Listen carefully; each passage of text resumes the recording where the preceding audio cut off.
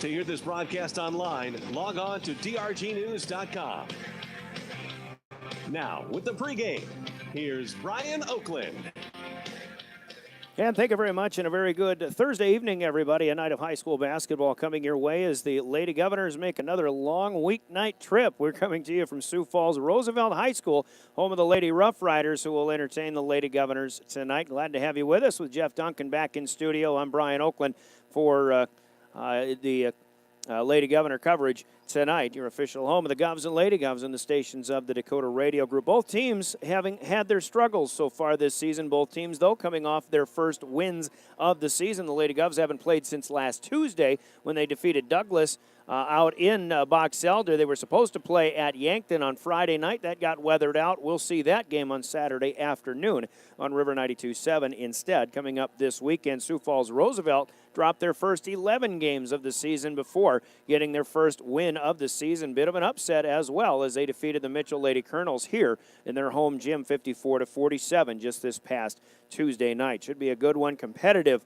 pretty good even matchup we expect between Pierre and Sioux Falls Roosevelt. Your coverage of the Lady Governors brought to you by your Pierre Sports Marketing sponsors, including Bank West, Gateway Ford Lincoln Toyota, Overhead Door, by the Dairy Queen, Avera Medical Group, and Beck Motors, and by the Brittany Shufflebine Agency, LLC, in Pierre. And tonight's coverage of the Lady Govs also brought to you in part by Arby's Restaurant, the Ramcota Hotel and Conference Center, Montana Dakota Utilities, and May Adam Law Offices, by First Dakota National Bank, Lynn's Dakota Mart, Fisher Rounds and Associates, and the Pitts Corporation, and by Pierre Care and Rehabilitation Center, TMA, Gators Pizza, Pasta, and Subs, Oahe Federal Credit Union, and Edgewood Senior Living in Pierre. Intergame brought to you within the broadcast tonight by South Dakota's Office of Highway Safety, the Boyd Kinzemius Agency, Teton River Traders Gun Shop, South Dakota Attorney General's Office, by Lynn's Dakota Mart, CHS Midwest Cooperatives, Bauman Lumber, and Wagner-Auto in Pierre. And they keep us up to date with the scores of tonight's game. Tune in for the Wagner-Auto scoreboard at the end of each of our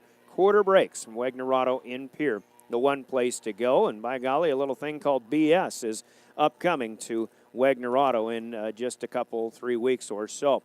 Right now, looking at a sophomore game that has 3:20 to go, and Sioux Falls Roosevelt leads 34-23. But the junior varsity game was a very well-played game by the Pierre Lady Governors as they hit 12 three-pointers on the way to a 50-29 victory over Sioux Falls Roosevelt. If this game stays this way, at least on the main gym floor, we should have the rubber match in that varsity contest coming up in just a little bit. Plenty to talk about in the pregame coming up, and we'll take a look at things in AA basketball. Another non-conference game for the Lady Govs. They've been playing a lot of those here in the first half of the season, and another one obviously coming up tonight. So we'll look at how the rankings are as far as the seedings.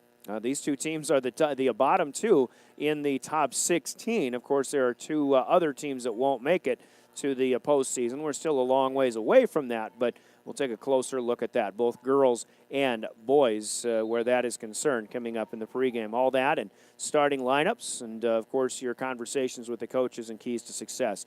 Plenty coming up in the pregame. That'll begin in 2 minutes, and we'll send it back. You're listening to Pierre Lady Governor Basketball on 1060 KGFX, 107.1 FM, and we are live streaming, of course, through our YouTube channel. Subscribe to KGFX 1060 on YouTube.com. See and hear this game as we bring you Lady Governor Basketball on KGFX.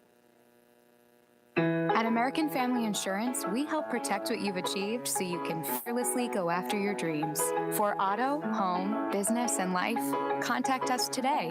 American Family Insurance. Insure carefully, dream fearlessly. American Family Insurance Life Mutual Standard of Ohio and Wisconsin Company, 6000 American Parkway, Madison, Wisconsin, 53783. Call the Brittany Shufflebine Agency, LLC, with offices in Pierre, Oneida, and Gettysburg.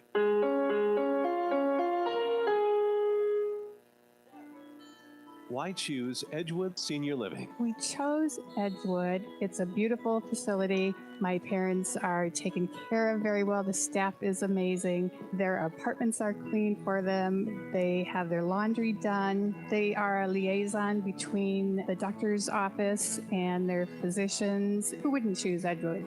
Call 494-3400 for a tour and to learn more. Edgewood Senior Living. This is home.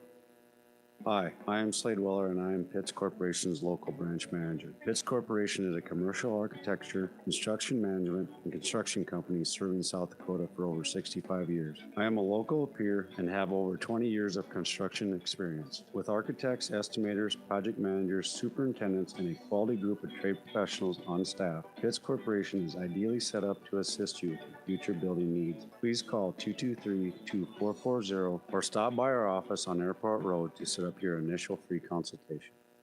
If your checking account earns little or no interest and charges you ATM fees galore, isn't it time for a new checking account?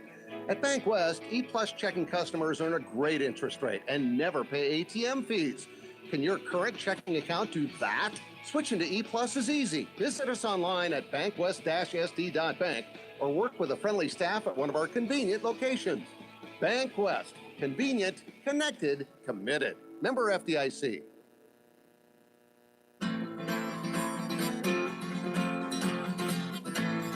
Welcome back to the big town, Sioux Falls and Roosevelt High School as the Rough Riders entertain the Pierre Lady Governors. Brian Oakland to provide the play-by-play. 1:36 still to go in our sophomore contest and plenty of pregame coming up. Governor boys were supposed to be in action at Riggs High Gym tonight against the Huron Tigers, but Huron called off school for today. They did that as early as last night, so we knew quite a while ago that there would be no Governor basketball games at Riggs High Gym tonight. They have rescheduled those games for tomorrow night. However, Huron will be at Riggs High tomorrow night on River 92.7. Rod Fisher with the call on that one. Meanwhile, we'll head on KGFX up to Huron and watch the Governor Wrestlers as they duel the Huron Tigers, and that will be at 7 o'clock tomorrow with a 6:40 pre-match coverage. That'll be tomorrow. We'll talk more about that in a little bit. But since this is the only game in town, pull up a chair, maybe a computer screen or a smart TV, and watch some Lady Governor basketball through our YouTube channel. And don't forget, on your way to and from the games, the South Dakota Office of Highway Safety reminds you to avoid a kiss with death and always plan a designated driver. And buckle up every trip, every time as well. Reminders from the South Dakota Office of Highway Safety. Two teams, in different conferences, of course, and two teams that have had their struggles so far this season. A string of losses to begin, but both, again, coming off of their first victories of the year. Pierre against Douglas last week, Roosevelt, here at home against Mitchell just this past Tuesday night. The scores that were played, in addition to Roosevelt defeating Mitchell, I think I said by 7, but it was 58-47, an 11-point victory for the Rough Riders Tuesday night. Elsewhere in the ESD, Brookings defeated Yankton in overtime as well, 51-48, and Harrisburg continues to roll. They defeated Huron 61-46 up in the arena. So after that, quick look at ESD standings, having Harrisburg at 7-1 in conference, Brandon Valley 4-1, Brookings is 6-2 percentage-wise in third place. Mitchell, with their loss to Roosevelt, is 5-5 on the season, actually a non-conference game, so still 3-2 in conference. Yankton's 2-3, Aberdeen is 1-3, Huron is 1-4. Lady Governor is still winless in conference at 0-3. Watertown, also another team that has their struggles this season so far. They are 0-5 in the ESD and 0-10 overall. Our sophomore game just ended with Roosevelt defeating Pierre 37-23. The rankings right now in Class AA, if we were to look at postseason power rankings, power seed point averages, things like that, Harrisburg with their 10-1 record has the top power average at 44 even, just ahead of Sioux Falls O'Gorman, who is this week's #1 ranked team. O'Gorman 11-1 on the year. Brandon Valley is third at 8-2. Washington is 7-3. Brookings at fifth at 8-2. Sturgis is in sixth place, still at 9-2 on the season. And then followed by Rapid City Stevens at 9-3. Lincoln would be the #8 team out of Sioux Falls at 7-4. The bottom 8 have Rapid City Central, Mitchell, Aberdeen Central, then Yankton, Douglas, Huron, Pierre, and Sioux Falls Roosevelt. So, Pierre right now in the 15 spot, Roosevelt in the 16. Obviously, I think that puts a little bit more emphasis on the importance of tonight's game, because both teams obviously are going to want to stay off of the bottom and certainly out of the top 16. Unless they miss the Sodak 16 at the end of the season. Watertown and Spearfish are the two teams on the outside looking in. Tonight with Pierre at Roosevelt, Brookings is playing at Mitchell in the ESD. Also tomorrow night, Aberdeen will be at Brandon Valley. Coming up this weekend, the Lady Govs will be at Yankton. That's a 3 o'clock start, and a makeup game that was supposed to be played last Friday will be at Yankton on River 92.7, 3 o'clock, with a 2:30 pregame on Saturday afternoon. Harrisburg will be at Watertown, and Brandon Valley heads to Sioux Falls O'Gorman. In the week ahead, the Lady Govs will host Mitchell on Tuesday night, and that'll be on KGFX here, and then we'll be right back here in Sioux Falls as the Lady Govs go to Sioux Falls, Washington next Thursday, and then the busy week continues and concludes next Saturday as Pierre hosts Brandon Valley in a 5 o'clock start. So those are the games coming up for the Lady Govs in the week ahead. Sioux Falls Roosevelt after tonight has matchups on Tuesday next week at Watertown and then at Aberdeen on Friday night. As far as boys basketball is concerned, Sioux Falls Lincoln, the top team at 9-0, ahead of Yankton, who is 10-2. Sioux Falls O'Gorman, Brandon Valley, Roosevelt, and Harrisburg are the top 6, followed by Stevens and Huron still, who would get home games if the postseason were to begin tonight. Watertown, Sturgis, Rapid City Central, Sioux Falls, Washington, Brookings, Pierre, Mitchell, and Aberdeen would still be in the top 16. Pierre would be the 3 seed, and they would go to Sioux Falls O'Gorman if the postseason were to begin this evening, with Douglas and Spearfish on the outside looking in. By the way, the Lady Govs would have a matchup also at Sioux Falls O'Gorman if the postseason were to begin tonight in what would be a 15-2 matchup. Earlier games this week, Yankton won at Brookings on Tuesday night, 56-42. The Bucks are in Pierre on Saturday night. Brandon Valley won at Sioux Falls, Washington, 71-59. Harrisburg wins up in Huron, 75-41. And Watertown defeated Mitchell 54-28 in Watertown. So again, the Tigers, Huron was supposed to be at Pierre tonight. They've rescheduled that for tomorrow. Mitchell also is scheduled to play at Brookings this evening. In addition to the Tigers and Governors at Riggs tomorrow, it'll be Brandon Valley at Aberdeen, Watertown at Harrisburg, and Yankton hosting Sioux Falls Roosevelt. And we mentioned Yankton will be at Pierre for a 7 o'clock tip on Saturday night on River 92.7. Brandon Valley hosts Sioux Falls O'Gorman, and Harrisburg goes to Sioux Falls, Washington. Meanwhile, in the schedule next week, with the Governors playing at the Corn Palace in Mitchell on Tuesday night, hosting Sioux Falls, Washington Thursday, and at Brandon Valley on Saturday. An exact opposite schedule next week for what the Lady Governors have. So there you caught up on the AA happenings and things that are going on, the rankings and things like that in our pregame show. Keys to Success will be next. We'll be talking with David Maxwell, the head coach of Sioux Falls Roosevelt, after a conversation with Scott DeBoer, the head coach of the Pierre Lady Governors, as our Keys to Success, brought to you by the Boyd Conzemius Agency, are next. In 2 minutes, you're listening to Pierre Lady Governor Basketball.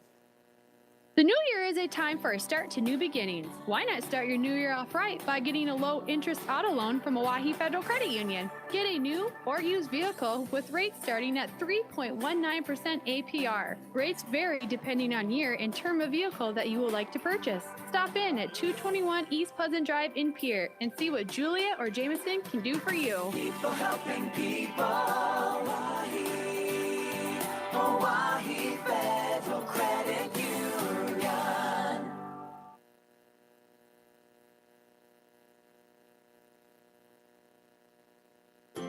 Have you seen all the changes at Lynn's Dakota Mart in Pierre? Yeah, they've done a lot. The entire store is remodeled. Every department, from grocery to sporting goods, is fresh and updated and stocked with the best quality at great value. They even have a Caribou coffee station. This week, they're featuring Bird's Eye assorted steamed fresh vegetables, 10 to 10.8 ounces, only 99 cents each. Lynn's Dakota Mart, your hometown neighborhood market. If your checking account earns little or no interest and charges you ATM fees galore, isn't it time for a new checking account? At Bank West, E-Plus checking customers earn a great interest rate and never pay ATM fees. Can your current checking account do that? Switching to E-Plus is easy. Visit us online at bankwest-sd.bank or work with a friendly staff at one of our convenient locations. Bank West. Convenient, connected, committed. Member FDIC. All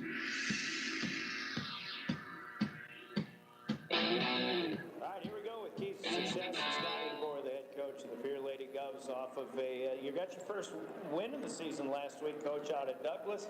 Supposed to have another game at Yankton that got weathered out. We'll see that game on Saturday, but maybe good or bad, I guess you got another week to practice, and you got kind of a big game here with Roosevelt tonight. Yeah, it is. You know, as we start looking at down the road, C-point type stuff, this is important for us, and it's really important for us, probably more so just to kind of keep establishing a confidence, you know, and an ability to just trust in what we're doing and find ways to win, and you know, start learning those kind of habits getting to this point of the season. Some of the things in that Douglas game that really started working, especially in the second half, you kind of opened things up, but it was just nice to see the offense look like they were in a pretty good rhythm.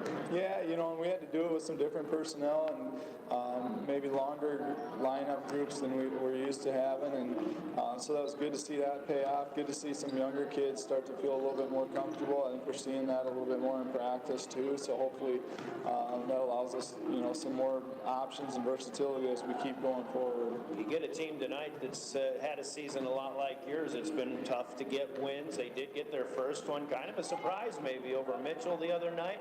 Sioux Falls Roosevelt, you know, they've been close, just like you have it from time to time. We should have a pretty close game here tonight too. Yeah, I would think it'd be a battle. You know, they play a lot of young kids, rely heavily on a couple freshmen, and so sometimes it's just a matter of time before that starts to gel. You can see it click against Mitchell, and they mixed up some things defensively, started doing some things where they're a little bit more aggressive than they had been up in, you know, in previous games, and they had some success against Mitchell doing that. So hopefully that stuff doesn't catch us off guard.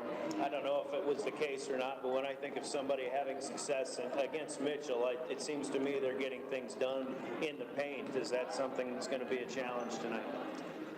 Yeah, well, they got a couple lineups that they go to that are, you know, their starting lineups a little bit smaller relative to maybe what we show, but then they bring in a 6'4" girl that, you know, does a lot for them, especially on the defensive end. So we've got to mix up what we do a little bit based on what they do defensively, and hopefully our kids are able to be flexible enough to respond.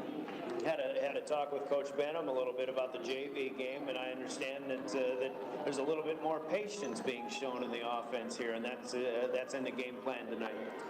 Yeah, it's kind of been in the game plan every night. You know, I think we saw some of that, especially early in the game against Douglas. It allowed us to kind of get a rhythm and open things up a little bit, and then, you know, we got some things going in transition that, you know, really pushed the lead in the fourth quarter. But our JV girls came out and did a really good job executing some of the things that we've talked about doing all year, and so hopefully that's another confidence builder as far as what we're trying to instill, and something that we can kind of continue to hang our hat on. You did mention transition, and that was one thing that I was pretty impressed with the last time you played out in Douglas as well. And, you know, what can you get done against probably a bit of a bigger team, maybe a more athletic Roosevelt team tonight?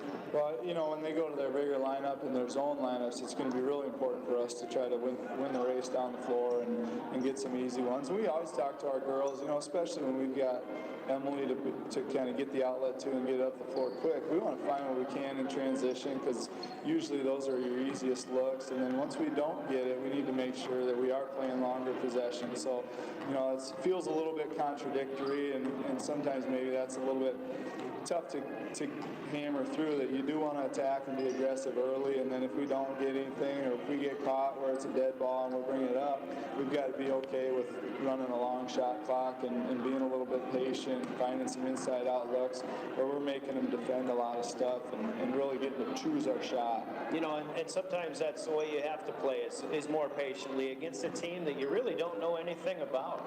Yeah, and when you get down the stretch, you start playing that Sweet 16 game where you get to scout for a week and, you know, get into a state tournament type game. You do get to more of those grinded out possessions, and you really do have to be comfortable with that. And so hopefully that's something that, again, we can get comfortable with, you know, at this point in the season and really learn to execute going forward. All right.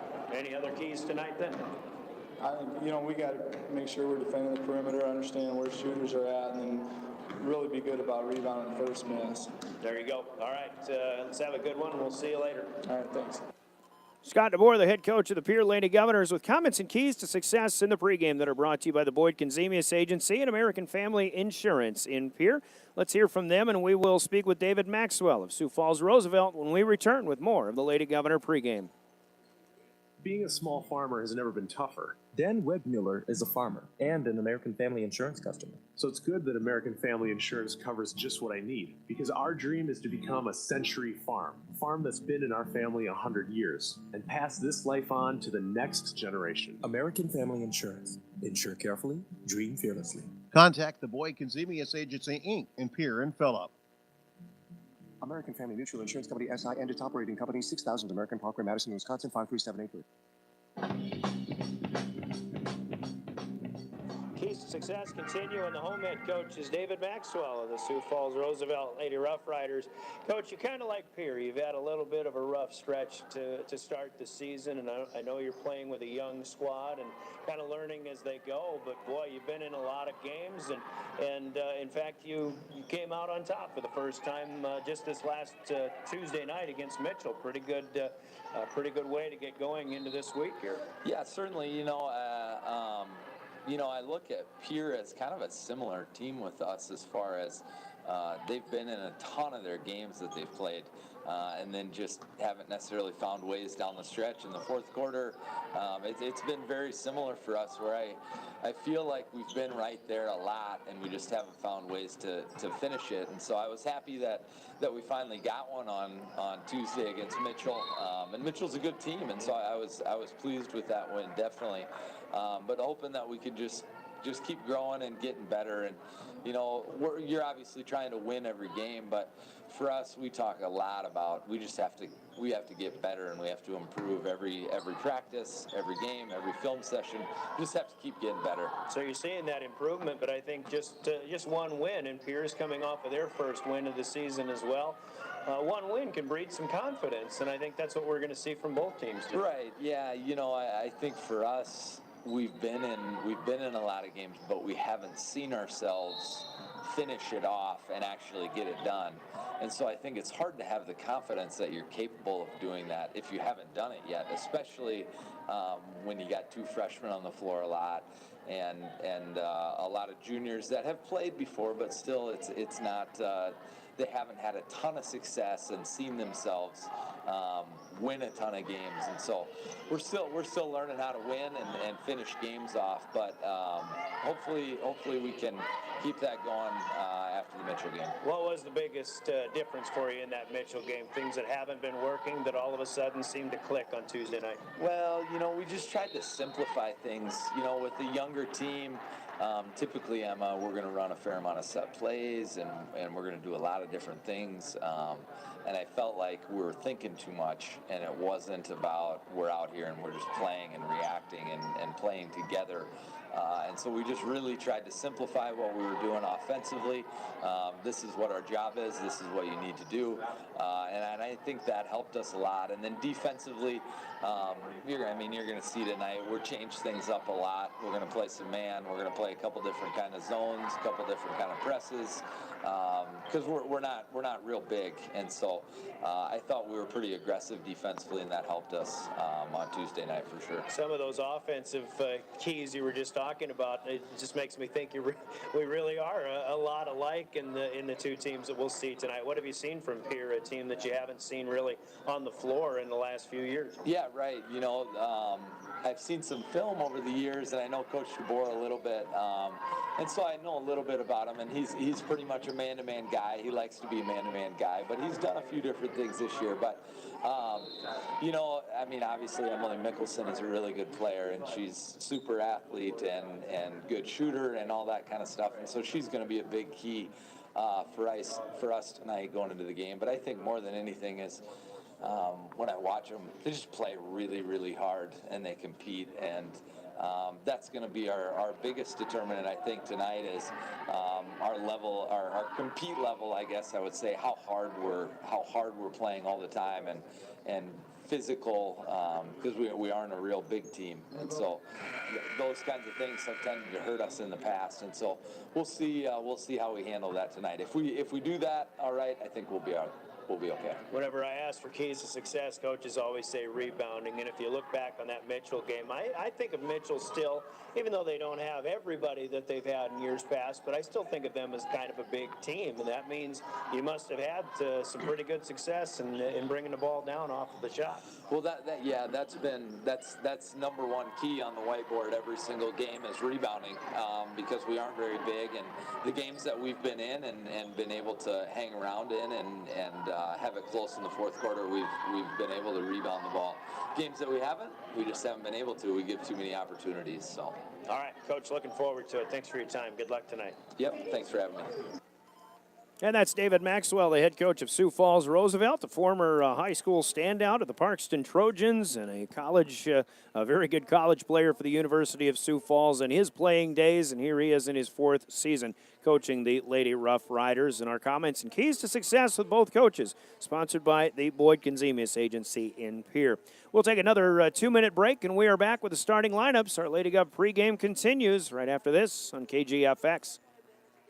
Experience the difference with Pierre Care and Rehabilitation Center in Pierre. Pierre Care and Rehabilitation Center is proud of their 5-star overall rating according to Medicare.org, the official regulatory body for nursing homes. Along with their 5-star care center, they provide short-term targeted rehabilitation services and skilled nursing care after illness or surgery. Our goal is to restore strength and confidence to get you to return to living the life you desire. Call 224-8628. Pierre Care and Rehabilitation Center, your pathway to independence. Some banks proudly offer mortgage approvals in less than 8 minutes. 8 minutes for one of the largest purchases of your life. Doesn't leave much time for questions, does it? Think about it. Who really benefits from a speedy mortgage process? You or the lender? At First Dakota, we can't promise you an 8-minute mortgage, but we will promise you a thoughtful and transparent home buying experience. Home loans from First Dakota National Bank. Take all the time you need. Visit firstdakota.com. First Dakota is an equal opportunity lender. My name is Tara Fisher, and I'm an attorney at the May Adam Law Firm in Pierre. I grew up on a ranch in Montana, which taught me the value of hard work and perseverance. I put forward those values for my clients each and every day. Whether you have questions about family law, you want an estate plan, you need legal advice for a business transaction, or you need help in a criminal matter, I'm here. The May Adam Law Firm has served South Dakotans statewide since 1881. Call us at 224-8803 or visit our website, mayadam.net. The key to a successful hunt begins at Teton River Traders Gun Shop in Fort Pierre. They carry a large variety of reloading equipment, cleaning supplies, and firearms accessories. They also sell and deliver Liberty gun safes. See Teton River Traders Gun Shop for all your gunsmithing needs, including custom-built firearms. Stop in today. Teton River Traders Gun Shop, located west of Highway 1434 in Fort Pierre.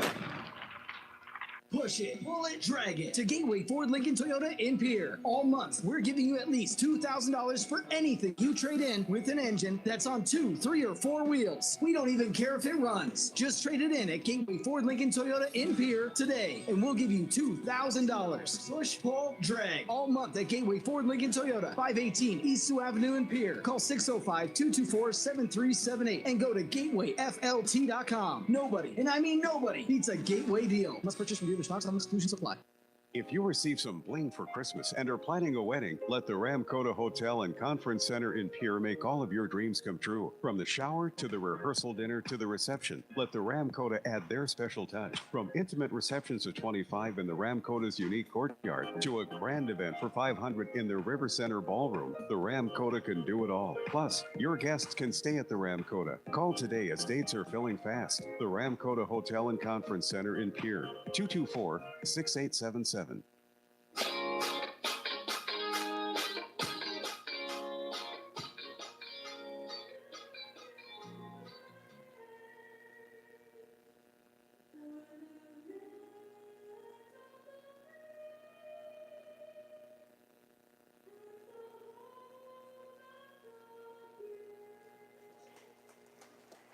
Nice job by a young lady from Sioux Falls Roosevelt on our national anthem to get us going here at Roosevelt High School Gym. Brian Oakland with play-by-play on your official home of the Pierre Governors and Lady Governors, the stations of the Dakota Radio Group, in this case 1060 AM and 107.1 FM, online at drgnews.com, and our live stream up and running as well at youtube.com. Subscribe to the KGFX 1060 channel. You'll be able to see this game as well as hear it live or on demand once the game comes to an end. Our video stream has most of the floor from high above the Roosevelt gym floor in the video view. We might be missing some of the near corners, but you should be able to see just about everything that happens on the floor tonight if you watch this game along with our audio broadcast as well. Glad to have you whichever way you're joining us here tonight. We heard from Teton River Traders Gun Shop in Fort Pierre as in that last break they sponsored the naming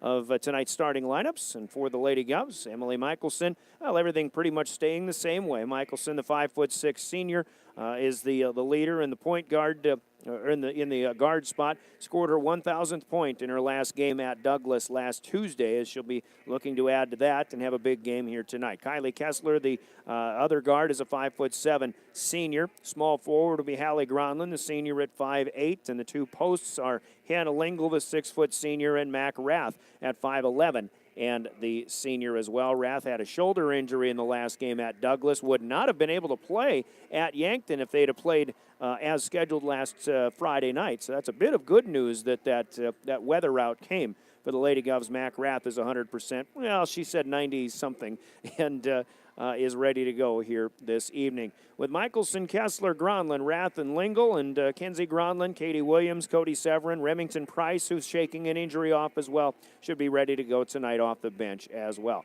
1-8 to the Lady Governors. Head coach Scott DeBoer, assistant coaches Tiffany Benham, Eamon Entwistle, and Jessica Bogue. The starters from Teton River Traders Gun Shop for Sioux Falls Roosevelt tonight look something like this. Hattie Giblin is a 5'5" junior. In the backcourt, Talia Hayes is a 5'8" freshman, and Macy Nielsen, a 5'7" junior also, and they've even got a fourth guard, Kayla Martinez, another freshman at 5'7", starting tonight. The player in the post to be Taraya Ambrose. She is a 5'11" senior. So it is Giblin, Hayes, Nielsen, Martinez, and Ambrose, the starting five, and several others will come in from time to time. Roosevelt does have some key players who are injured, including Brooke Almendinger, a 5'6" senior, Kate Thorstensen, a 5'8" junior, and Tatum Koima, a 5'8" junior, who will not play tonight. Roosevelt 1-11 on the season, head coach by David Maxwell, assisted by Alex Roby, Greg Schultz, Dakota Berry, and Jessica Pomeranke. They are the starting lineups from Teton River Traders Gun Shop in Fort Pierre. Your other starting lineup is the naming of tonight's game officials, the law on the court, sponsored by the South Dakota Attorney General's Office. And our guys in stripes tonight are Brad Coleman, Adam Kellenberger, and Lee Taylor. As we thank them for doing what they're doing and being tonight's game officials, the law on the court from the South Dakota Attorney General's Office Consumer Protection Division. Again, Lee Taylor, Adam Kellenberger, and Brad Coleman. One of whom is ready to throw the ball up in center circle. We'll hear from the Attorney General's office in a little bit, but it'll be Mac Rath up against Taraya Ambrose to jump center. The Lady Govs in road black. It is Ambrose in home white for the Rough Riders who gets the first and opening tip. Roosevelt will go from our right to left, home white with the maroon numbers and gold trim. And Ambrose up on the top of the key with it. Hattie Giblin will leave it off with Kayla Martinez. Two freshmen playing with three key players who are out tonight. A fake of the three by Macy Nielsen, putting it on the floor, and then she'll put it up from the half circle. Shot up no good, and an offensive rebound that will not go for Talia Hayes. And then the rebound knocked away and out of bounds. So Roosevelt 0 for 2 on that opening possession. And the Lady Govs have their first possession. Road black with the green numbers and white trim, and they head from left to right. Here's Hallie Gronlund, top of the key, over to the far side. Now Gronlund swinging it back to Michelson. Hallie's up on the top again. Lady Govs are going to be playing a lot more patient here tonight. They want a bunch of passes. Here's Rath inside, outside to Emily Michelson, who hits the first shot of the game, up and in from long range. And the Lady Govs strike first in the first minute gone by here in Sioux Falls. At Roosevelt High School, here is Nielsen. Nice pass inside to the low block. Left side Ambrose. She'll kick it back up top, though, to Martinez. And on the move, with Giblin leaving it with Nielsen once again. Now to the far side in front of the Lady Gov bench. Down to 10 on the shot clock. A little bit of a crossover, and Martinez with a nice drive, but the scoop will not go. And the rebound is down to Kylie Kessler. Here come the Lady Govs the other way. Michelson got in deep, passes across the lane, shot up from the right side is no good by Mac Rath, but Hannah Lingle gets in and ties up on the rebound, and the Lady Govs will keep it on the alternating possession. 6:26 to go in the opening quarter. Lady Govs unable to convert on the transition opportunity, but they do still have the possession. The inbound from Gronlund pushed out top to Kessler, but knocked away by Roosevelt. Gronlund inbounds again from the far side, finds Michelson, back to Gronlund. Kessler will find Michelson again in the near corner, but she'll bring it up top, and the Lady Govs will play patient again. Assistant coach Tiffany Benham told me in the JV game they're working on 10 pass possessions. They want 2 post touches. Here's Rath with 1, looking underneath to Lingle, and with 4 on the shot clock, it was knocked away. So the Lady Govs will be using a lot of the shot clock when given the opportunity tonight. Sioux Falls Roosevelt did the same thing on their last possession as well. Here is a push as Gronlund was about ready to feed Rath, and a layup no good, but even before the shot, a foul will be called. So Roosevelt's first team foul of the night will go against Talia Hayes, the 5'9" freshman. Pierre gets a fresh shot clock too, and they only had 4 on it before. 6 minutes to go. Tip pass gets into Rath, and now ball's on the floor. We'll have another tie-up, and the Lady Govs are going to lose it by virtue of the jump ball here in the alternating possession. Got some scores that are being given to us. Our score master and technical director, Jeff Duncan, telling us Sturgis is leading St. Thomas More 33-19 in girls basketball out west. Tommy Moore, usually one of the better Class A girls teams. Here's Nielsen firing a 3 for the Rough Riders. That's off the front of the rim, no good. Run down on the rebound by Michelson, and she'll try to scoop, and she gets the soft touch, and it goes coast to coast from the rebound to the layup for Emily Michelson off of the miss of the 3 by Macy Nielsen. Lady Govs with a 5-0 start here. Stepping up is Talia Hayes, and she will hit a 3 ball. This time off the feed from Kayla Martinez. Roosevelt on the board for the first time with 5:10 to play. 5-3 Lady Governors. Both teams trying to put something together. Here's a 3 for Kessler, maybe a quick shot, but she was open but unable to hit. Rebound run down by the Rough Riders. Nielsen crosses over, kicks back. On the move is Hayes, and she'll have an offensive foul as Hallie Gronlund at the high post stood her ground and gets put to the floor. So Talia Hayes picks up her second personal foul. She'll have to check out. 2 early fouls with 3:10 gone by and 4:50 to play here in our opening quarter. Mackenzie Risness, a 5'7" senior, the first substitution in for David Maxwell and the Lady Rough Riders. Pierre up by 2. Back on the attack. Kenzie Gronlund is in for the Lady Governors. Kessler into the middle. Down to Cody Severin, who also is in. Had it in the corner, but she kicks it back out. Michelson will reset. Down low to Gronlund. Outside Kessler with an open 3. This one online, but it dances away. Kept alive by Hallie Gronlund. And Michelson gets another 3-ball opportunity, but that won't go. Now down to the Rough Riders, and on the move is Nielsen. To Risness. And the Rough Riders will slow things up a little bit, but we've got a fake and a travel. Stutter step here as Sioux Falls Roosevelt will commit their first turnover of the night. So 4:09 to play. And the Rough Riders will substitute post as Ambrose is out. Here's a nice pass underneath, and the penetration by Michelson. The feed to Kenzie Gronlund, who will put it up and in for 2, and the Lady Govs extend their lead to 7-3 halfway through the first quarter. And we've got an offensive foul here, a high screen and an illegal one at that, set by Selma Sharif, who is a 6'4" sophomore. And she'll commit the offensive foul. We'll have a timeout on the floor called by the Rough Riders here with 3:50 to play. And the Lady Govs will get it, leading 7-3 when we return off of this 30-second timeout. You're listening to Pierre Lady Governor Basketball.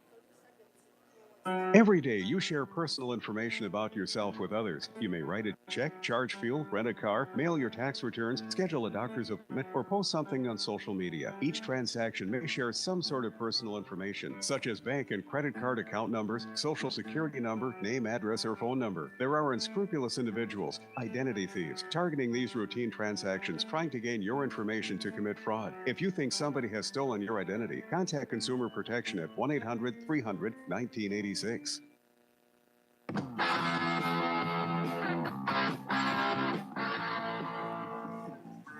Back at Roosevelt, not a bad start for the Pierre Lady Governors, playing patiently but getting good looks at the basket as well. They lead the Lady Rough Riders 7-3 out of the first timeout called on the night. This one by Roosevelt. Pierre back on the attack. Mackenzie Rath is back in, playing up top for now, though. Fakes a three, puts it on the floor and in front of the free throw line, stops and pops, comes up short, but the rebound tipped back out. And Pierre keeps it alive with Michelson getting the offensive board. Back inside, Rath a little too strong this time. And Sharif will get the rebound for Sioux Falls Roosevelt. So right to left, back go the Rough Riders. As Hattie Giblin will set it up over to the right side. This is Risness in front of the Lady Gov bench. And up top once again, Kayla Martinez on the move, out to Macy Nielsen for three. Nielsen with her third shot attempt of the night, the first one that falls. Roosevelt has 2 3 bombs on the scoreboard. They trail 7-6. Loose ball, Rath keeps it alive. Got it to Severin. Now on the move is Michelson. She'll kick out off of penetration, though, and Kessler will play it patiently again. Michelson on the move in the baseline, finds Rath, reverse. Ooh, Sharif got a hand on that one, and a good job defensively, and Roosevelt will take it away. Nice move by Rath, but just a half a step too late, I think. She tried to get a nice little right side reverse. Here's a nice pass inside. Nielsen will be fouled. Good little backhand delivery by Mackenzie Risness. And Macy Nielsen will go to the free throw line for our first free throw attempts of the night. Rath is guilty of her first personal and the team's first foul for Pierre as well. So Nielsen at the line will miss the first of 2. Macy Nielsen with ties to Pierre. I saw her mother at the concession stand before the game tonight, and former Kathy Ryer. Cliff and Chris, we imagine, are listening back home. Hopefully you're watching on the live stream. Nielsen's second free throw is good. She's got 4 of the 6 of the 7 points, and we've got our first tie of the night, 7-7. As Roosevelt and Nielsen herself have scored the last 4 points. Cross-court pass here. Lady Govs to Michelson. Gronlund back to Michelson on the move. No, negates that. She put a nice little floater up and in, but she is ruled for the travel first. And a second turnover for the Lady Govs will give it back to Roosevelt, who has a chance to take their first lead of the night, coming down to the 2-minute mark of quarter number 1. Rough Riders with it on the far side. This is Giblin. Hesitates. Down the lane. Shot is up and good. Off the back of the rim. Nice soft touch for Hattie Giblin. And her first 2 gives Roosevelt their first lead of the night, 9-7. Michelson will answer, though. Comes right back and gets a quick hitter right in front of the free throw line. So tied at 9 once again. Roosevelt quickly up the floor. Risness gives to Nielsen out of the near side. New player of the game. We'll mention her in a moment. Here's Nielsen again from the high post. Risness now to Kelly Schmidt. 5'8" freshman in there. Sharif inside tries a baby jump hook, but it's no good. She is fouled, however, and will go to the free throw line. And Hannah Lingle, who snuck back onto the court, is guilty of her first personal and the second team foul. Roosevelt back to the free throw line to shoot a pair. 9-9 our score with 1:27 to go first quarter of play. Again, the Governors were supposed to be playing Huron tonight, but Huron did not have school because of expected blizzard conditions. And that game will be played tomorrow night at Riggs High Gym instead. Sharif missing on the first of 2. She'll try one more. Scott DeBoer said Sharif played pretty well. There's a push on the rebound that Kenzie Gronlund was in front of. And 0 for 2 from the line for the Rough Riders, and they'll pick up their 4th team foul in the process. First personal for Mackenzie Risness. And they got a substitution in there as well. Not sure who it was as of yet, but the Lady Govs back on the attack here. Here's Lingle to Michelson, still playing it, swinging it around the top. Gronlund to Gronlund. Halley back up to Michelson. Here's Severin, an open three. Right side, in and out, no good. Lingle battled for the rebound, and it tipped away into the hands of Severin. Now Michelson tries another three, and a loose ball here is off of the miss, is knocked away, kicked out by Hannah Lingle. So Pierre will come up empty again. The Lady Govs a little bit cold here in the second half of the first period. And we stay tied 9-9 as we enter the final minute of quarter number one. Rough Riders with it. Risness gives. On the move, Giblin kicks it out. Nielsen tries a three, but that won't go, and it is pulled down by Hannah Lingle. So 35 seconds to go in the first. Gronlund inside to Gronlund. Kenzie up and in with a left hand. Good look there by Kenzie Gronlund. Pierre takes the lead back with 4 in a row, and they lead 11-9. Shot clock off. Roosevelt can play for the last shot here in the first if they would like. And they are playing it patiently. Michelson will approach Giblin out near the scorer's table now. It's a high screen. Giblin, some minor penetration. The kick out shot on the move is up, no good. Missed by Taraya Ambrose. Lingle with the rebound. Pierce still with a little bit of time, and they'll get a foul called on Hattie Giblin. This one on the floor with 1.2 seconds left, and Pierre can get a quick shot up here if they can get a good look. One more substitution in, though, as Giblin will check out, and Kayla Martinez, the freshman, back in. Pierre up 11-9. Would like to get a quarter-ending shot. Michelson had to dribble too much, unable to get a shot off. So our Wagner Auto scoreboard in one quarter is into the books as the Lady Governors lead Sioux Falls Roosevelt 11-9. Wagner Auto Company of Pierre, the one place to go. As we pause for 60 seconds and we go to the second. Next, this is Pierre Lady Governor basketball on KGFX. Chances are you're overlooking a big energy thief in your home or commercial building. The garage doors. But Overhead Door Company of Pierre can help stop that energy waste with a full range of insulated, weather-tight garage doors. Their residential garage doors can give you insulated performance at an uninsulated price. And their Thermocore insulated steel doors give commercial buildings the energy efficiency they demand today. Find out more. Call Overhead Door Company of Pierre at 1-800-649-9905 and put a stop to the garage door energy thief.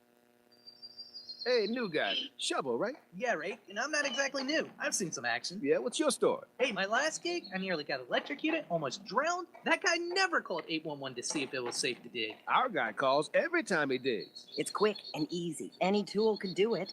Calling 811 gets your underground utility lines marked for free. Hey, safe digging is no accident. Always call 811 before you dig. This message brought to you by Montana Dakota Utilities, in the community to serve.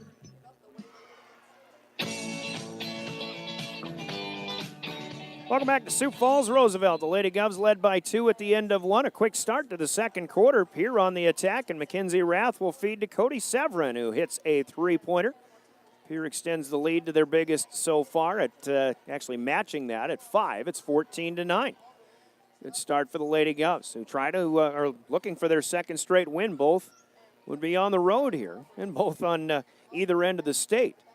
Here's Taraya Ambrose. Nice attempt at a lean in and around Mac Rath, but Rath defends well, pulls the rebound down off the miss also.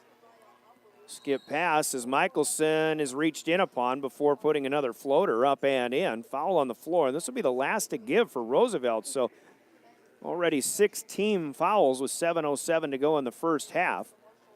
And Hattie Giblin picks up her second personal. She'll have to check out. And Maya Rogenbuck, a 5'3" junior, checks in for the first time. David Maxwell says just about everybody on their roster will get into the game at some point or another. Katie Williams is in for the Lady Govs. Williams, the junior. Here's Rath, hesitated and goes up against Ambrose, driving down the left side of the lane. Ambrose got too much of the body, even if it looked like she might have had all ball up top. But Rath will go to the free throw line. Taraya Ambrose with her first personal.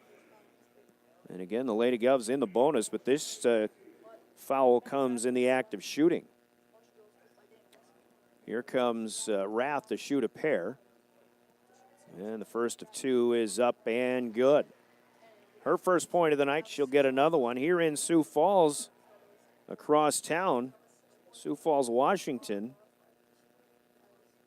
was leading, but Lincoln gets a three-pointer at the buzzer in girls basketball, and the Patriots win it 63-62. Meanwhile, Rath unable to hit the second free throw. Pierre leads 15-9 here on the west end of Sioux Falls against Roosevelt. Macy Nielsen finds Risness at the free throw line. Nice quick pass down to Ambrose and a good move and up and over Rath. Off the glass and in for two. Tariah Ambrose with her first bucket of the night. Lead back to 4. Minute and a half gone by in the second. Here's a deep three. Michelson hits her second of the night.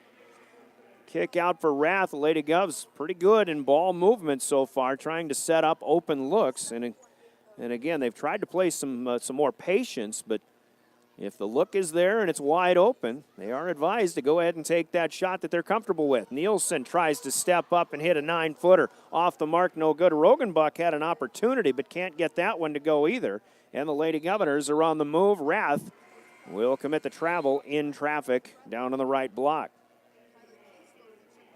So Pierre will turn it over. Only their third of the night. Roosevelt actually only with 2 turnovers as well. AA ESD score. Brookings and Mitchell are in action tonight. Brookings leading 9-8 at the end of 1 quarter of play. Sully Butte's girls leading after 3 quarters at home against Hitchcock-Tulare, 35-21. Rough Riders on the attack. Stop and go, and a nice scoop is up and in, plus a foul for Kayla Martinez, who gets the foul committed by Cody Severin. Cody's first, the team's third, but a really nice look on that scoop by Kayla Martinez, the freshman. Can't get the free throw to go, though. Katie Williams down with the rebound. Lady Govs are doing a nice job on the glass so far tonight. Leading that stat, they lead the ball game by 5, 18-13. Kylie Kessler back in. 5:25 to go. We're in the first half, second period to be exact. Michelson has it. Gets it into the high post. Rath will put it on the floor and down the lane. Left-handed layup, no good, but a foul is called. Ambrose will pick up number 2 for the Rough Riders. And Mac Rath will go back to the free throw line to shoot a pair. Mac 1 for 2 on her last trip a short time ago. First one here is up and good. And she'll get one more. Mac struggling on the floor tonight. She had a really good start to the season scoring-wise, but last handful of ball games just haven't gone Mac's way. And I think this is one of those games that she would really like to get a good offensive push and contribute to a good team effort. She'll go 2 for 2 here, 3 out of 4 on the night, and a whistle to allow a substitution, and it'll be Rath checking out. And Hannah Lingle, a 6-foot senior, in for Pierre. 5:17 to go in the second. Lady Govs lead 20-13. They've led most of the way. Roosevelt did have a brief 9-7 lead in that first quarter. Here is Macy Nielsen driving against Williams, nowhere to go. Backs it back out.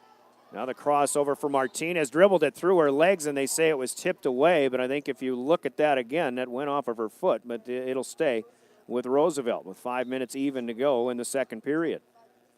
The inbound from the near side. And it is Martinez directing traffic, and it's another moving screen by Selma Sharif. There wasn't a lot of contact on this one, but I think just the act of moving the hip into the defender, or the area of the defender, was enough for the official to call the offensive foul. And that is Sharif's second.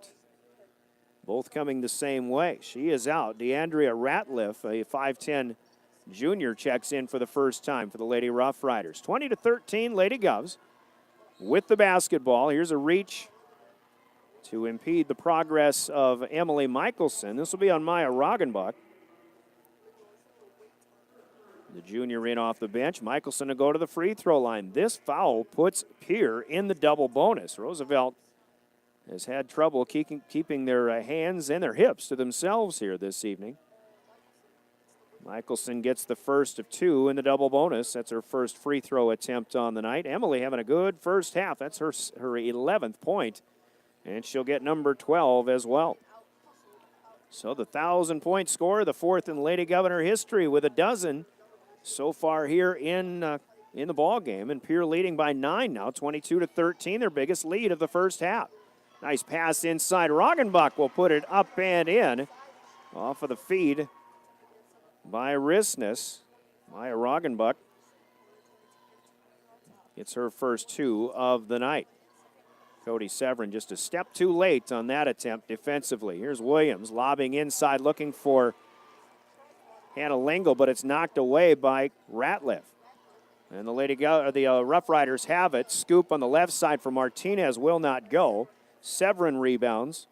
And the Lady Govs will walk it across from left to right.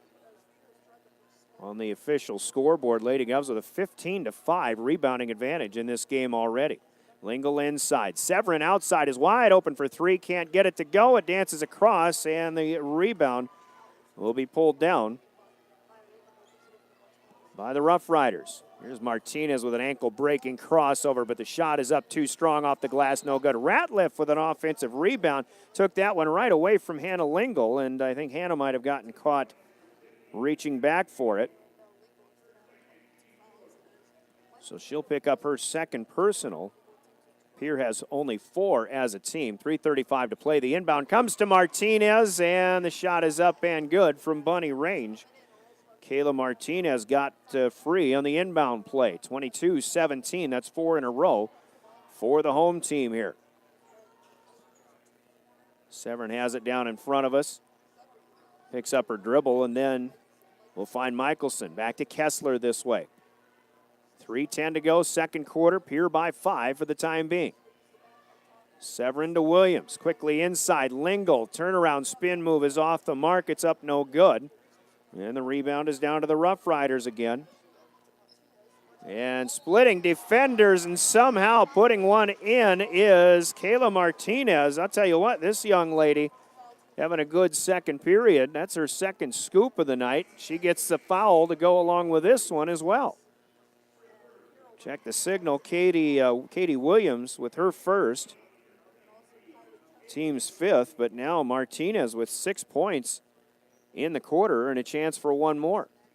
And the free throw is good. So the Rough Riders now with 7 unanswered. They may all be from Kayla Martinez, the 5'7" freshman. Pierre went 3 for 3 on the swap. Hallie Gronlund, Kenzie Gronlund, Mac Rath are all back in, joining Severin and Michelson still on the floor. Here is Hallie Gronlund, far side. Brings it this way. Severin looking inside. Rath will go around Ratliff. Nothing doing. Crowd wanted to travel. They won't get it. We play on. 10 on the shot clock. Gronlund on the move. Her pass on the kick out is knocked away, and they say it's a Roosevelt basketball. Cody Severin apparently got a hand on that. Scott DeBoer, I think, saw what I did, and Severin might have been tripped up in the same time. I think he might have wanted a foul or at least to know that Roosevelt was the last to touch that one, but it's another turnover. 5th of the game for Pierre. Nielsen for 3. Up top is off the front of the rim. No good. Severin battling for the rebound, and she'll collect.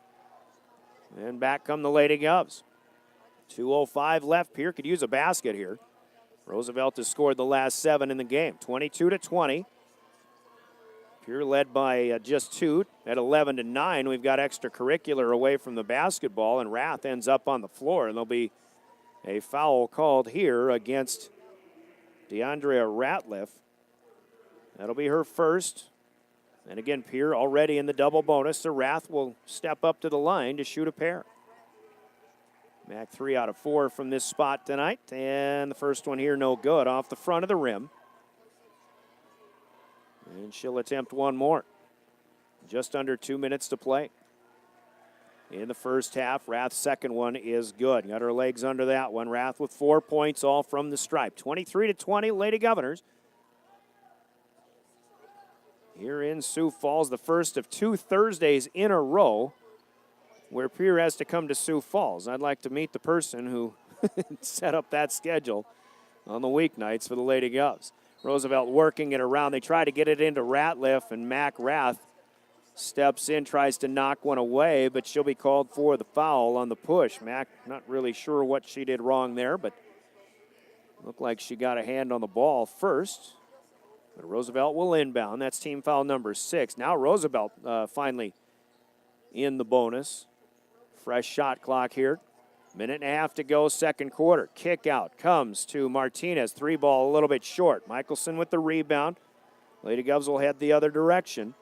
Emily still with it. Now passes over to Gronlund. Down low, right block. Rath looking for the cutter, Hallie Gronlund, but too many hands in the passing lane, and Roosevelt will get the takeaway. Pushing it up. 3 ball for Nielsen, spotting up again. Still can't get one to go. She's 1 out of 5 now. Gronlund gets the rebound tipped in her direction. A minute left here in the first half. As Pierce slows it up across the time barrier again. Leading 23-20. Gronlund to Michelson, spins the floater in front of the free throw line is good. Emily Michelson continues to play well. She'd gone quiet here for a few minutes, but it's a nice little give and go from Hallie Gronlund. And Pierre is up by 5 again, 25-20. Martinez stops and goes, gets around Severin and Rath, misses the layup though. Rath will tip the rebound to herself. Kayla Martinez against defenders a few times tonight has really gotten them thinking she's not going anywhere. She starts, stops, and then gets a quick first step going once again. And she's had some open looks at the basket. Just couldn't get this one to go. Michelson penetrates, kicks out to Rath off of a tip pass, fires a 3, and cannot hit. And our buzzer sounds in our first half will come to an end. Good first half for both teams, especially for the Pierre Lady Govs, who on the Wegner Auto scoreboard will take a 5-point lead into the locker room. It's Pierre 25 and Sioux Falls Roosevelt 20. Wegner Auto Company of Pierre, the one place to go, and BS not that far off. Keep that in mind. 2-minute break, and we'll be back for our halftime break. Halftime sponsored by CHS Midwest Cooperatives, and you're listening to Pierre Lady Governor Basketball on 1060 KGFX and 107.1 FM and drgnews.com. Hey, DQ fans, looking for a meal deal that's as yummy to your wallet as it is to your tummy? The DQ Chicken Strip Basket is loaded with 4 strips of 100% all white meat chicken tenderloin, crispy fries, Texas toast, and peppery country gravy for just $4.99. Sure, all those things are good on their own, but you put them together and you've got yourself hunger-crushing basket full of DQ magic. Satisfy your craving for all this goodness with a DQ Chicken Strip Basket, just $4.99 only at your DQ.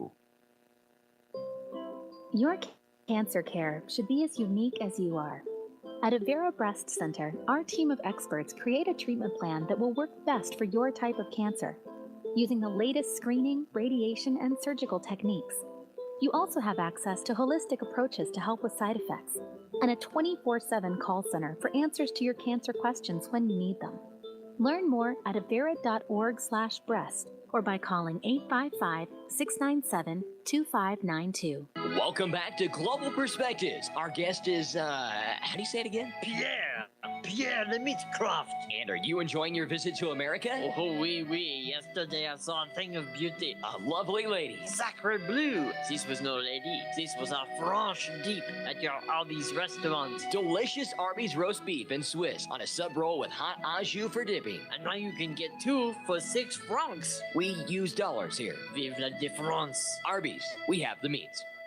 Did you know that CHS Midwest Cooperative Autumn Rewards provides qualified customers 0% interest and you don't have to give up any cash or volume discounts? That's right. At CHS Midwest Cooperative, we're working with you to provide lasting success. Customers receive full cash and volume discounts on industry-leading genetics, seed treatments, plus 0%. Your CHS Midwest Cooperative agronomist is ready to help you build a plan for success in 2019. Why wait? Contact CHS Midwest Cooperative today to learn more.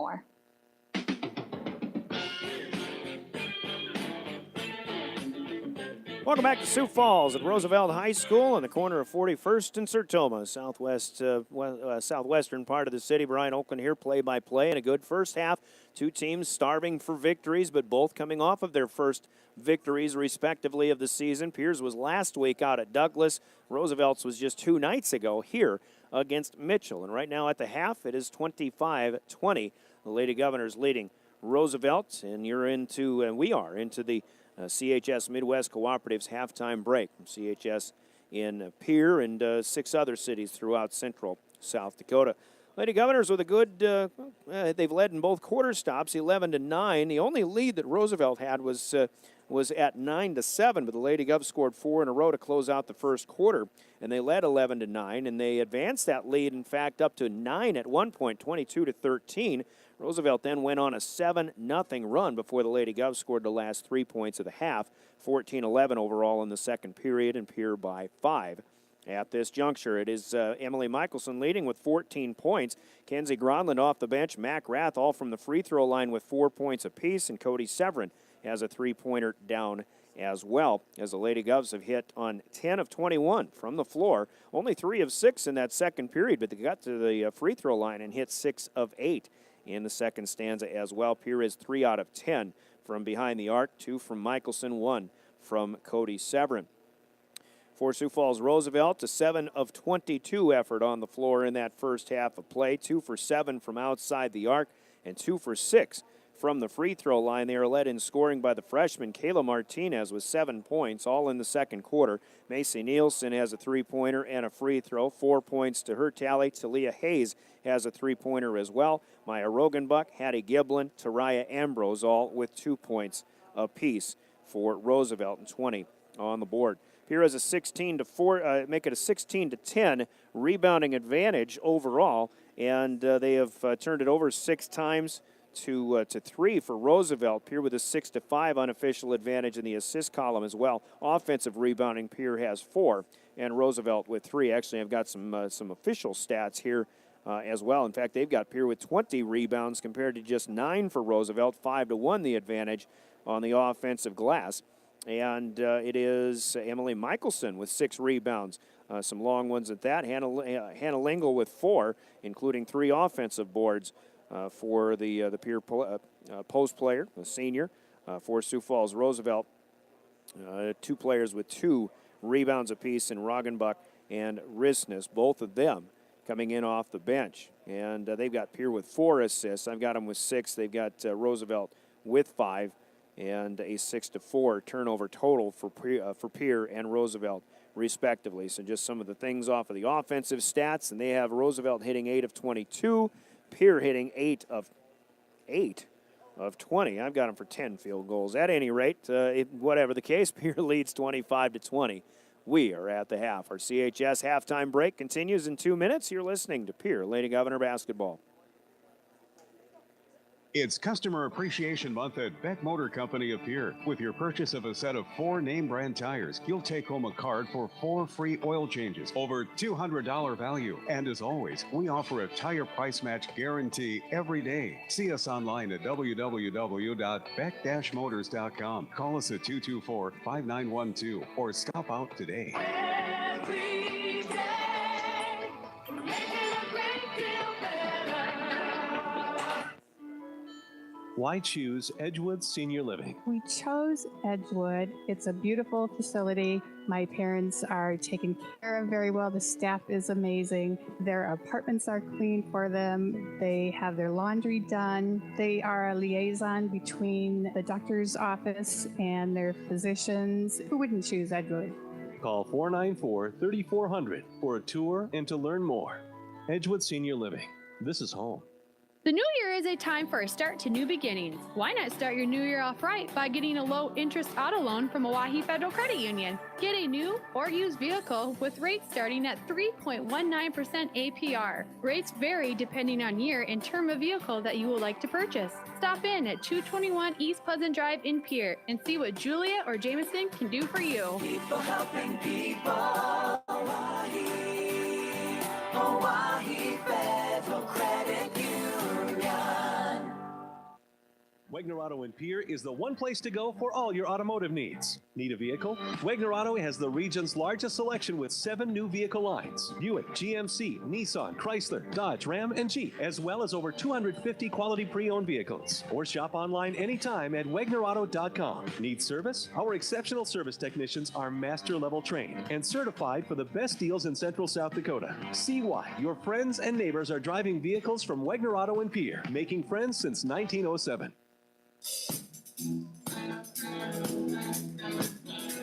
Back in the big town, Pierre leading Sioux Falls Roosevelt 25-20. Welcome back to the CHS Midwest Cooperative halftime break as we look at some scores that we've seen tonight. Some girls basketball games. We mentioned Sioux Falls Lincoln with a three-pointer at the buzzer. Upend Sioux Falls Washington 63-62. Mitchell is leading Brookings at the half 23-16. Sturgis had a 14-point halftime lead against St. Thomas More, but the Lady Cavaliers scored 22 points in the third quarter, and they have taken a 41-38 lead over the Scoopers out west. Sully Butte's closer to home has defeated Hitchcock-Tulare in the first game of a doubleheader, 51-39 in Oneida. And we have a boys score from the area as well. Lower Brule got a 71-36 win over Crazy Horse in boys basketball today. Again, Governor Boys not playing tonight. Huron had to call off school, and the Tigers will come tomorrow to Riggs High Gym instead of tonight. Rod will have that pregame at 6:30 tomorrow. Governor tip-off starts at 7 o'clock, so the Govs will be in town not only tomorrow but also Saturday night when they entertain the Yankton Bucks, also on River 92.7. We will have wrestling tomorrow. The Pierre Governors still unbeaten in the ESD. We'll head to Huron, and from the Huron Middle School, we'll have Governor Wrestling as the Governors and Tigers will tangle. And the Govs will they'll be in Huron tomorrow and then go to Brookings for the Brookings invite on Saturday. Meanwhile, on Saturday, as we head from Sioux Falls tonight to Huron tomorrow, then Yankton on Saturday afternoon. And we'll have the Lady Governors next contest as they take on the Yankton Gazelles, the makeup of last Friday's weathered out ball game that will be at 3 o'clock on Saturday, and that'll be on River 92.7 as well. So both the Lady Govs and the Govs will be on the FM side, River 92.7, girls at 3 o'clock and the boys at 7 o'clock for tip-offs, both on the FM come Saturday. About set to go to the second half here. The Lady Governors ready to go with their starting five. Hallie Gronlin, Kylie Kessler, Emily Michelson, Hannah Lingle, and Mac Rath as they lead Roosevelt 25-20. Roosevelt gets the first possession and our second half throw in like the opening tip. Sponsored by Lynn's Dakota Mart stores in Pierre and Fort Pierre. And the whistles had to be blown. There were two young ladies who were running across the court. So they'll throw it in again. So here we go. Roosevelt with Kayla Martinez. Hattie Giblin, back to Martinez, and now to the official who gets upended right in front of David Maxwell. That'll be ruled out of bounds, so an errant pass here and miscommunication on the part of the Lady Rough Riders. Macy Nielsen, Taraya Ambrose, and also Talia Hayes, who had two early fouls and didn't play most of the first half starting.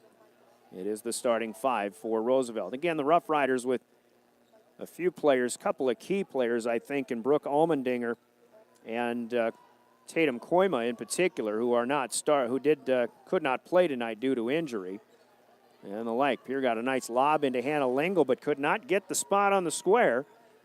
Roosevelt comes out of there with it. Martinez feeds underneath to Taraya Ambrose, and she will put it up and in. Roosevelt strikes first in the second half, and a 5-point deficit cut to 3. Teams have traded directions. Pierre heading now from right to left in road black tonight. Roosevelt in home white defending and heading from our left to right in the second half when they have the basketball. Michelson to Kessler, back to Emily. 10 on the shot clock here. Pierre playing patiently.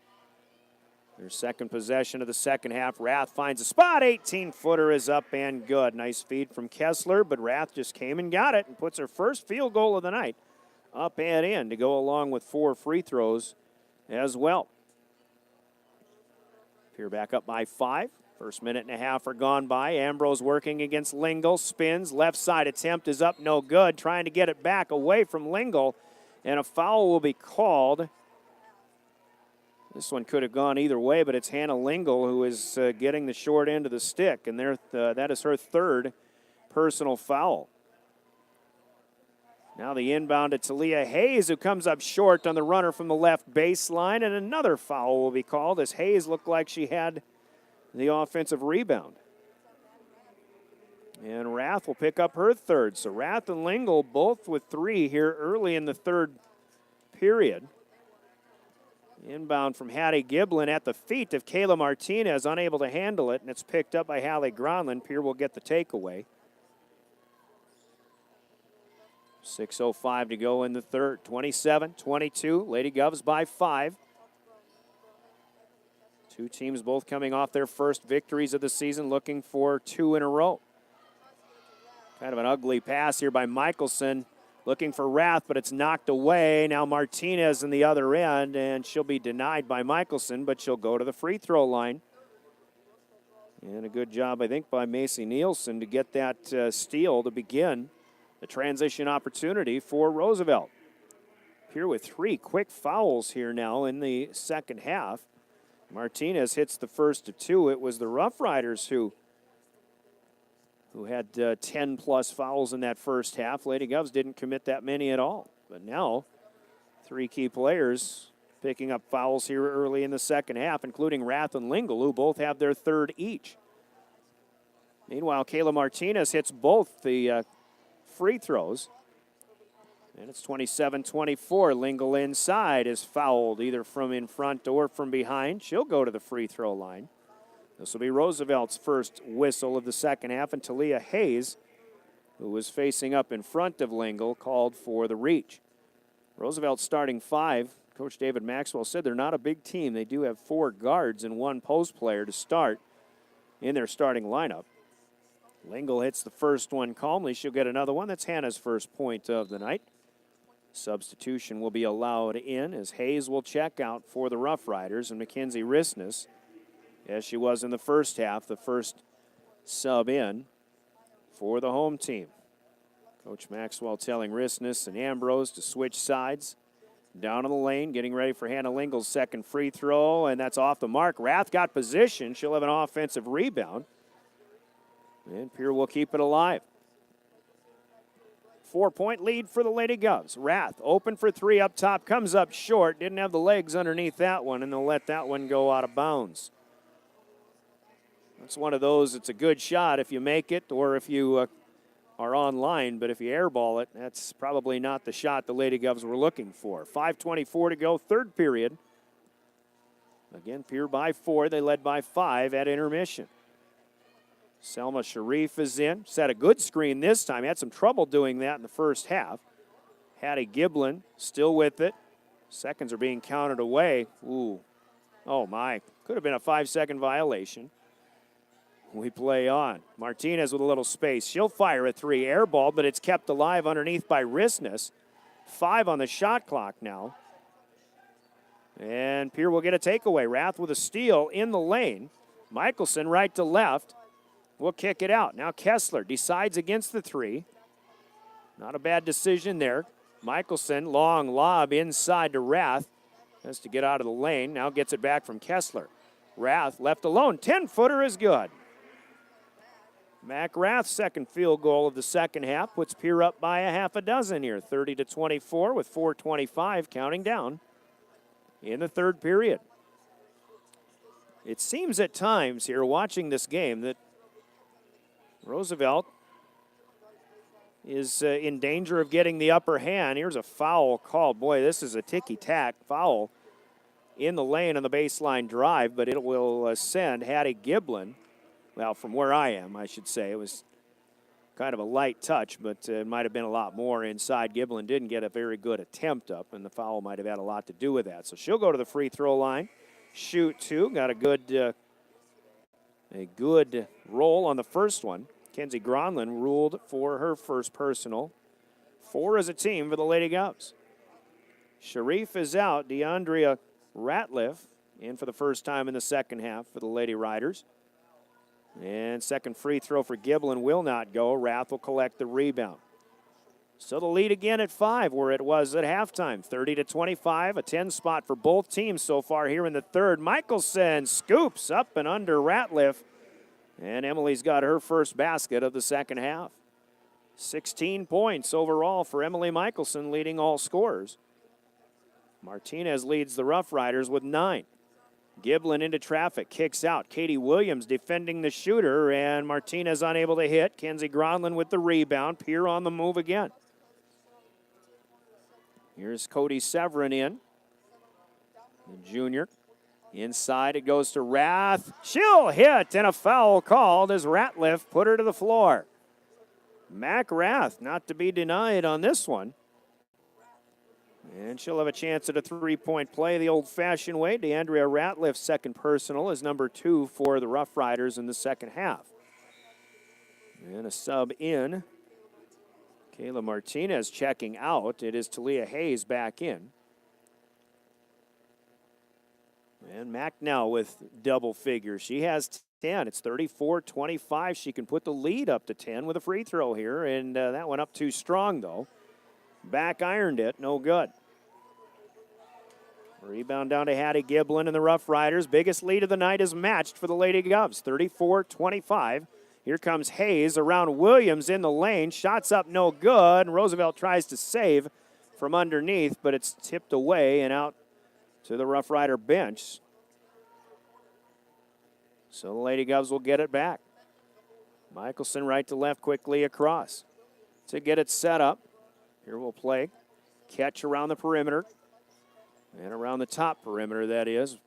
Rath to Williams. There's a lob inside. Gronlund had a defender behind her. A pass might have been tipped. And Kenzie got caught under the basket just a little too much. Risness down with the rebound. Rough Riders get it underneath, and Hayes is fouled on the drive. In the act of shooting, it looks like Mac Rath will pick up number 4, however. And so that's a bit of an issue for the Lady Governors. Rath is going to have to check out of the ball game. Hayes gets 2 from the stripe, and the first one's up and good. She hit the first shot of the night for Roosevelt, a three-pointer. That's her first point since. So Rath checks out with 2:48 to go in the third quarter. And we most likely won't see her until the fourth. Hallie Gronlund has checked in. Hayes goes 2 for 2 from the line. And the lead cut to 7. Pierre up 34-27. Michelson sets it up to Williams. Now comes back this way to Severin. Back to Michelson, and another NBA range 3-ball. Good for the Lady Governors. And Scotty DeBoer will call a timeout. A 30-second break here as Pierre with their biggest lead of the night, 37-27.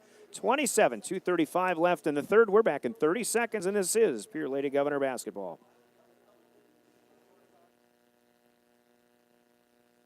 Welcome back to Global Perspectives. Our guest is, how do you say it again? Pierre the Meat Croft. And are you enjoying your visit to America? Oh, oui. Yesterday I saw a thing of beauty. A lovely lady. Sacre bleu. This was no lady. This was a French deep at your Arby's restaurant. Delicious Arby's roast beef and Swiss on a sub roll with hot au jus for dipping. And now you can get 2 for 6 francs. We use dollars here. Vive la différence. Arby's, we have the meats. Top of the morning, TMA with John. May I help you? At TMA, top-notch service begins the moment you call for an appointment. John at TMA believes in customer service and quality. Sorry, work. I thought it When was a needing 60. tires repaired or replaced, TMA is the place to go. Just remember, if it's round, rubber, and rolls, it's at TMA. You can count on TMA for all of your automotive needs, from tires to mufflers to all automotive repairs. Call TMA at 224-6167, and your service begins with... Top of the morning, TMA with John. May I help you? Back in Sioux Falls out of that timeout, and Roosevelt took it right to the rack. Talia Hayes gets the scoop, the layup, and a foul from Cody Severin. Hayes able to hit the free throw as well, and a 10-point lead cut down to 7, but Emily Michelson will come back and hit another bucket for the Lady Govs. Michelson with 21 points as she hit a long three-pointer to send us to that timeout. Emily with 7 in the second half. We're under 2 minutes to play in the third. Here is Macy Nielsen looking to scoop, and the official blowing the whistle says she got hit upside the head. Macy Nielsen's had a quiet third quarter so far, but she will go to the free throw line, and the foul numbers continue to mount for the Lady Govs. Severin picks up her third. Lingle has 3. Rath is out of the game with 4 for now. Lingle also out of the game for the time being, and Macy Nielsen will hit the first of 2. Mentioned earlier Nielsen with roots in the Pierre area. Substitution brings out Hattie Giblin and brings in Kayla Martinez. Second free throw is good for Nielsen. She is 3 out of 4. From the line, she has 6 points. Maya Rogenbach will be into the game as well, the 5'3" junior, as it is Risness who gets a break. 39-32. Pierre by 7. Ball into the hands of Michelson to Katie Williams, and Katie faked a pass and could not keep the pivot foot down. Traveling violation, turnover number 7, make it number 8 for the Lady Govs. Turnover-wise, both teams been pretty clean. Only 6 giveaways by the Rough Riders. And they can cut into what was a 10-point deficit and currently a 7-point hole. Martinez, stop and go, kicks out. Three-pointer, Nielsen is good. Macy Nielsen swished that one through, 2 out of 6 from long range. And the lead is down to 4. Here with Jessica Lutmer in for the first time. 5'4" sophomore who's continued to play better in the undercard games. On the move here, I think that was Kessler who gets a shot blocked. Or perhaps, I guess it was Williams. DeAndrea Ratliff back on the floor, got a hand on that. And into the final minute of the third quarter we go. Here's Williams coming right back, though, making amends. Takes the steal away, loses the dribble. Roosevelt caught up nicely, got it taken away. And then Michelson almost had a chance at a loose ball, but a third Lady Rough Rider got to it and knocks it away once again. So 41 seconds to play in the quarter. Risness is in. Hayes will check out. Pierre could use a good close to the period in a quarter of play that has seen them build a 10-point lead, but now it's back down to 4 at 39-35. Williams almost in decision again. Here's a push against Michelson from Maya Rogenbach. And she'll pick up her second personal. That is the third for Roosevelt. Pierre has 7 in the half. So Roosevelt into the in the bonus the rest of the way. A couple of subs in and out. It'll be Cody Severin and also Remington Price, the 5'4" 8th grader for Pierre, in for the first time tonight. Kenzie Gronlund, Katie Williams are out. And the shot clock will be off for the rest of this third quarter of play. Inbound comes to Michelson. Price with her first touch of the night. Now to Severin. Pierre will play patiently, try to run some clock here. Michelson, almost lost the dribble, had to run it down near the scorer's table, but it's a man defense that keeps her from getting trapped out there. Michelson stops and goes and loses the dribble. It'll go out of bounds with 8 seconds left. Underneath, there's something you don't see very often. Emily Michelson mishandling the basketball. Severin and Price will check back out. Now defensively, it'll be Williams and Kenzie Gronlund back in for Pierre. And David Maxwell will counter with some offense. And Talia Hayes and Callie Schmidt, who will come in for the first time in the second half. We'll look to provide some offense to close out the quarter. 8 seconds to go the length of the floor. Martinez is across. Hands off. Nielsen, 16-footer. Too strong off the back of the rim, no good. Rebound to Roosevelt, but not enough time to do anything else with it. And we'll go to the fourth quarter. On the Wagner Auto scoreboard, it's Pierre 39 and Rosie 35. As you listen to Pierre Lady Governor basketball, the scoreboard from Wagner Auto Company in Pierre, the one place to go. We're back in 60 seconds. This is Lady Gov basketball. Experience the difference with Pierre Care and Rehabilitation Center in Pierre. Pierre Care and Rehabilitation Center is proud of their 5-star overall rating according to Medicare.org, the official regulatory body for nursing homes. Along with their 5-star care center, they provide short-term targeted rehabilitation services and skilled nursing care after illness or surgery. Our goal is to restore strength and confidence to get you to return to living the life you desire. Call 224-8628. Pierre Care and Rehabilitation Center, your pathway to independence. Push it, pull it, drag it to Gateway Ford Lincoln Toyota in Pierre. All month, we're giving you at least $2,000 for anything you trade in with an engine that's on 2, 3, or 4 wheels. We don't even care if it runs. Just trade it in at Gateway Ford Lincoln Toyota in Pierre today, and we'll give you $2,000. Push, pull, drag. All month at Gateway Ford Lincoln Toyota, 518 East Sioux Avenue in Pierre. Call 605-224-7378 and go to gatewayflt.com. Nobody, and I mean nobody, beats a Gateway deal. Must purchase from dealer stocks on exclusions apply.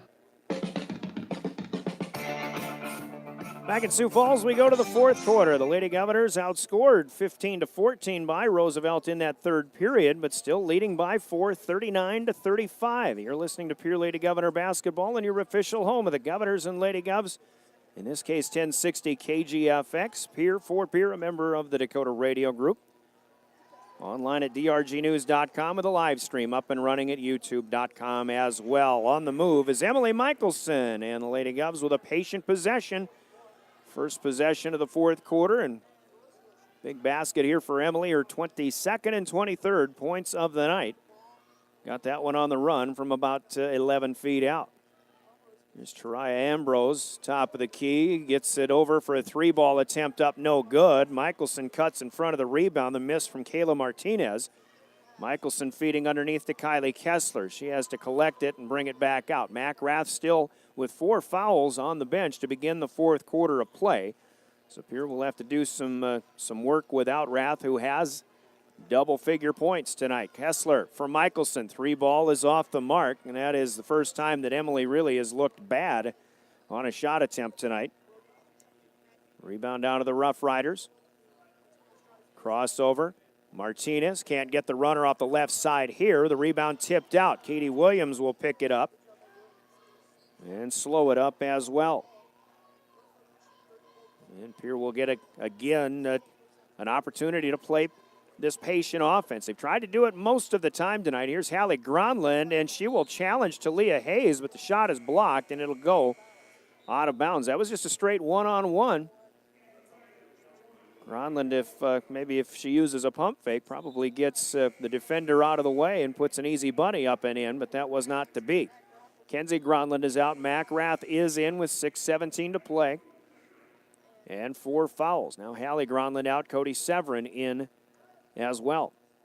Lady Govs lead 41-35. Michelson inbounds, finds Severin. Kessler starts left, goes back right. Severin on the move, and her kick out is knocked away, taken away by Talia Hayes, and Hayes unable to hit the breakaway. Michelson got back defensively. The rebound to Kessler. She'll push it up ahead, and Mac Rath with an easy finish. Michelson told Kylie, hey, look up the floor. And Pierre with a transition basket, basically a 4-point swing there. Roosevelt unable to hit. Pierre does get the layup. Here's Ambrose. Nice spin move over the top of Mac Rath. Good for 2.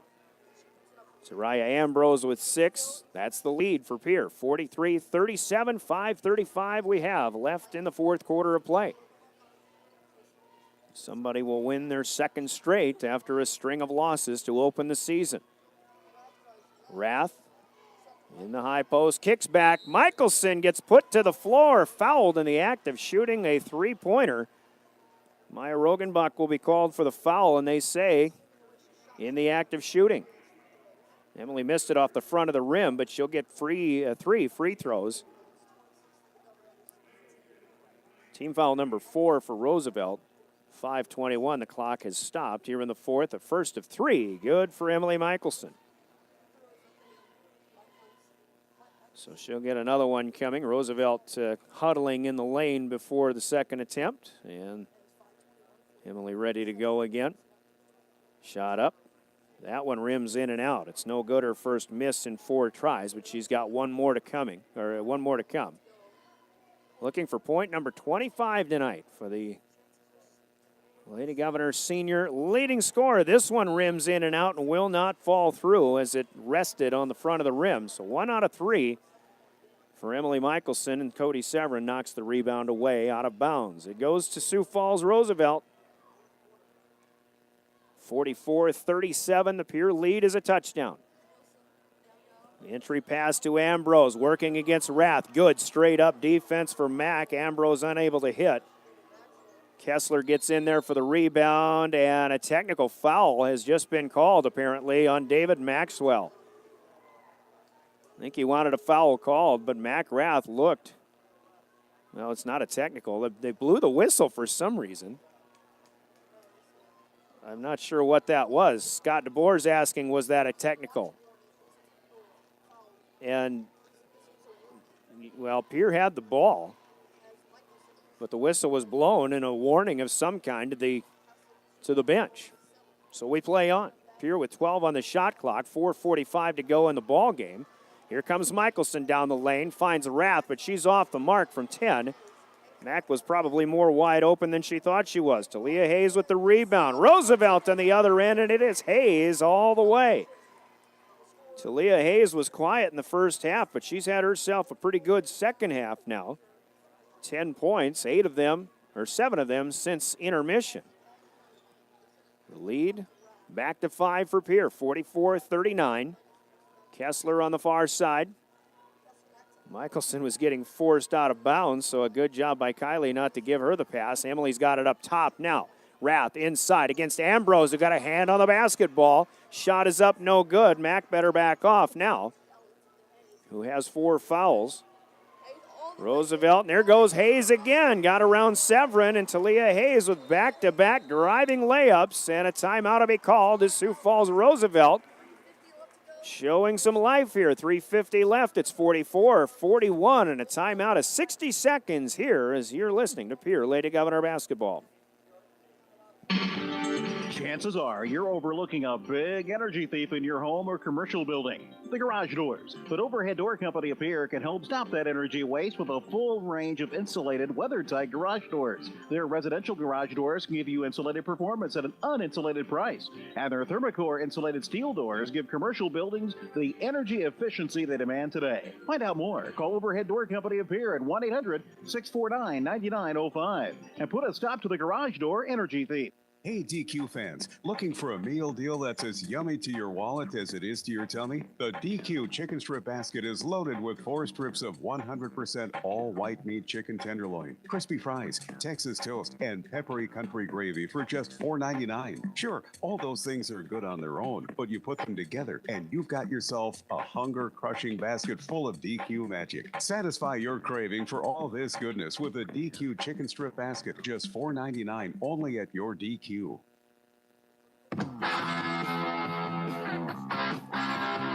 Halfway through the fourth quarter, this one's getting a little more interesting as Roosevelt with a little bit of a flurry, pulling within 3 points. Pierre leading 44-41 with the basketball. Welcome back to Sioux Falls. Brian Oakland with a play-by-play. Jeff Duncan back in studio. And Pierre will have to make good on some possessions here, try to stay in control of this basketball game. I think right now what you'd really like to have is just to keep Roosevelt at bay. It's Kessler feeding in here to Kenzie Gronland. And Kenzie, even though she didn't use the glass, does get one to go. That is her 3rd field goal of the night, and a big bucket at that. It makes it a 2-possession game. Still plenty of time to go, but just outside of 3 minutes, possessions are going to become a premium. Here comes Hayes, and she is reached in upon by Kenzie Gronland. Roosevelt's in the bonus. Pierre still has a couple of fouls from Roosevelt to give. So a 1-and-1 coming here. Gronland, Kenzie called for her 2nd personal, and Talia Hayes will go to the free throw line, and she's 3 for 3 from that mark tonight. Hayes with 12 points, now the leader for Roosevelt. Front end here gets a good roll, and she'll earn another. 2:59 to be exact on the clock here. Roosevelt with her last game of the week. Pierre has one more on Saturday afternoon at Yankton. Talia Hayes' 2nd free throw, no good, and a long rebound will be run down by Michelson. We've got a 4-point ball game, 46-42. And Hayes comes and takes a pass away. Left side breakaway layup is good, and a foul called too. Kenzie Gronland late in getting back. Didn't look like she got her by much, but got her by just enough. Talia Hayes is starting to take over this ball game for Sioux Falls Roosevelt. And a timeout to be called by the Lady Govs. Kenzie Gronland with her 3rd personal. We'll have a free throw when we come back off of this 30-second timeout with 2:46 left. You're listening to Pierre Lady Governor Basketball. Your cancer care should be as unique as you are. At Avera Breast Center, our team of experts create a treatment plan that will work best for your type of cancer, using the latest screening, radiation, and surgical techniques. You also have access to holistic approaches to help with side effects, and a 24/7 call center for answers to your cancer questions when you need them. Learn more at avera.org/breast or by calling 855-697-2592.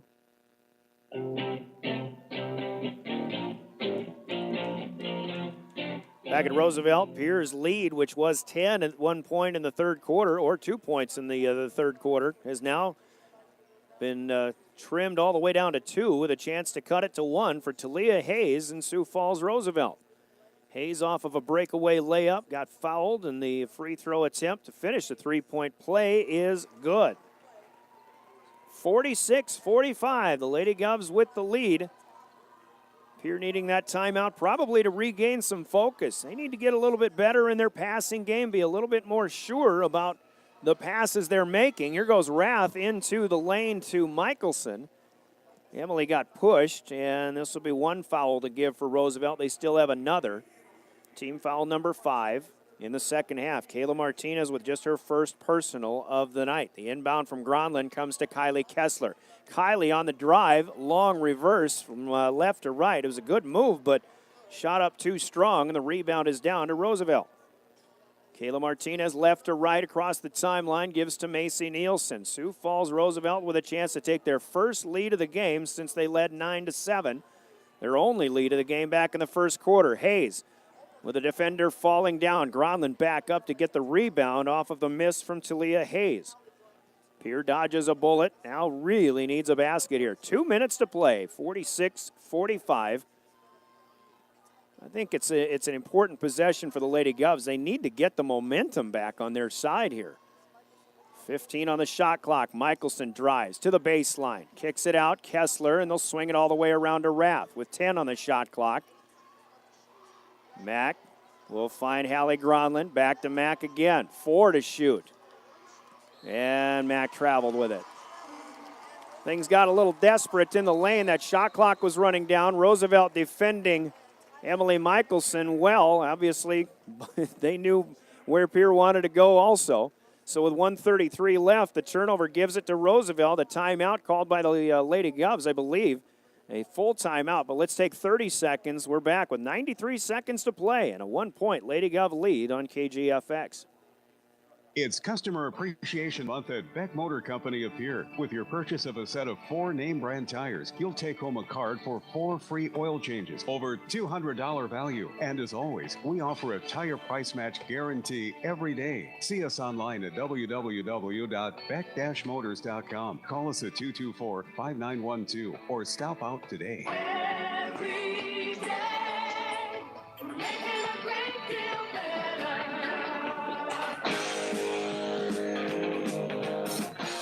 Back at Roosevelt, still in timeout. Let's run down some scores for you here. Girls basketball finals. Brookings has defeated Mitchell in the ESD 54-41. That's a big second half for the Bobcats in getting the victory there. Sturgis again had a lead at halftime over St. Thomas More, but the Cavaliers win at 55-46. And Sioux Falls Lincoln with a three-pointer at the buzzer beats Washington 63-62. The boys game led comfortably by Lincoln, who's the top-ranked team in the state, 45-25. They are at the half. And Sully Butte's girls defeat Hitchcock-Tulare 51-39 tonight. The Charger boys leading Hitchcock-Tulare 47-11 at the half. Here's an NBA range three-pointer for Macy Nielsen. And Roosevelt gets the lead, and I think a delay of game may have been warned, or a warning may have been given to Roosevelt. Nielsen hits her third three-pointer of the night. Swish that one from about 25 feet. 48-46, Roosevelt leads by 2. 1:05 to go. Michelson against Hattie Giblin. Baseline kick out, came all the way to the top to Hallie Gronlund. Now Kessler to Michelson. Back to Kessler. She'll fire a long 2. Off the glass, no good, and a jump ball will be called. Roosevelt's doing a good job of getting Pierre out of what they want to do offensively here. They probably have changed their defense up a little bit. I don't usually pay a lot of attention to defenses, but David Maxwell told us before the game that they would try to change some things up. Here in the fourth quarter, I guess they were saving their best defense for last. Final minute, Roosevelt with a 2-point lead and the basketball. Katie Williams has come in defensively for the Lady Govs. Nielsen will get it to Ambrose around the top of the key. Now Giblin. Here is Hayes. All starters on the floor for Roosevelt. 30 seconds on the game clock. 10 to shoot in the possession. Screen up high. Does not free Giblin. Nielsen thought about three. Boy, the kids in front of us wanted a three. They didn't get it. Now a three from the other side won't go. Michelson has the rebound. Emily looking to win the race and avoids the contact and gets the layup on the left side, and we are tied. And a timeout called by the Lady Governors. 48-48, nothing decided yet. It's 11.6 seconds to play. Roosevelt with a final possession when we come back after this 30-second timeout. This is Lady Governor basketball.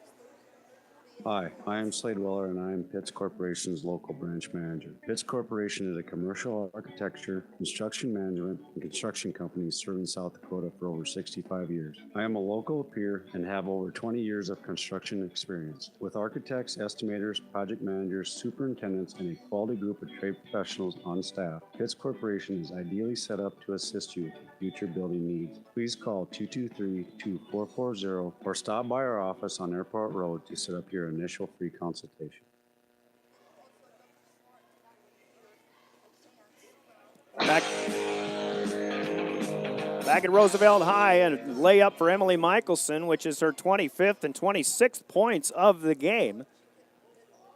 Puts Pierre back in a tie, 48-48. Roosevelt, though, will take the basketball, and they've got 11.6 seconds left in regulation to try to win it. Again, the winner of this game wins their second in a row after a string of losses to start the season. Michelson will provide some pressure against Hattie Giblin. Across the timeline, the handoff to Leah Hayes. Floater in the lane is off the mark. No good. Pierre has the rebound, and they'll run out the clock. Katie Williams with a big board to Leah Hayes, who had a great second half, especially in the fourth quarter. Could not get the game winner here. We'll go to overtime on the Wagner Auto scoreboard. It's Sioux Falls Roosevelt 48 and Pierre 48. And we are back after this 60-second timeout. This is Pierre Lady Governor basketball. This Governor Sports Moment is being brought to you by the independent insurance team at Fisher Rounds and Associates of Pierre. Zach Hansen and Lane Severin were members of 4 Pierre Governor basketball teams, and they played in more varsity games than any other Governor player in history. They capped off their careers by leading Pierre to its 4th state basketball championship in 2013 and left Pierre as the leading and second leading scorers and rebounders in school history. Zach Hansen and Lane Severin, 2 of Pierre's finest. This Governor Sports Moment has been brought to you by Fisher Rounds and Associates of Pierre. Have you seen all the changes at Lynn's Dakota Mart in Pierre? Yeah, they've done a lot. The entire store is remodeled. Every department from grocery to sporting goods is fresh and updated and stocked with the best quality at great value. They even have a Caribou coffee station. This week, they're featuring Bird's Eye assorted steamed fresh vegetables. 10 to 10.8 ounces, only 99 cents each. Lynn's Dakota Mart, your hometown neighborhood market.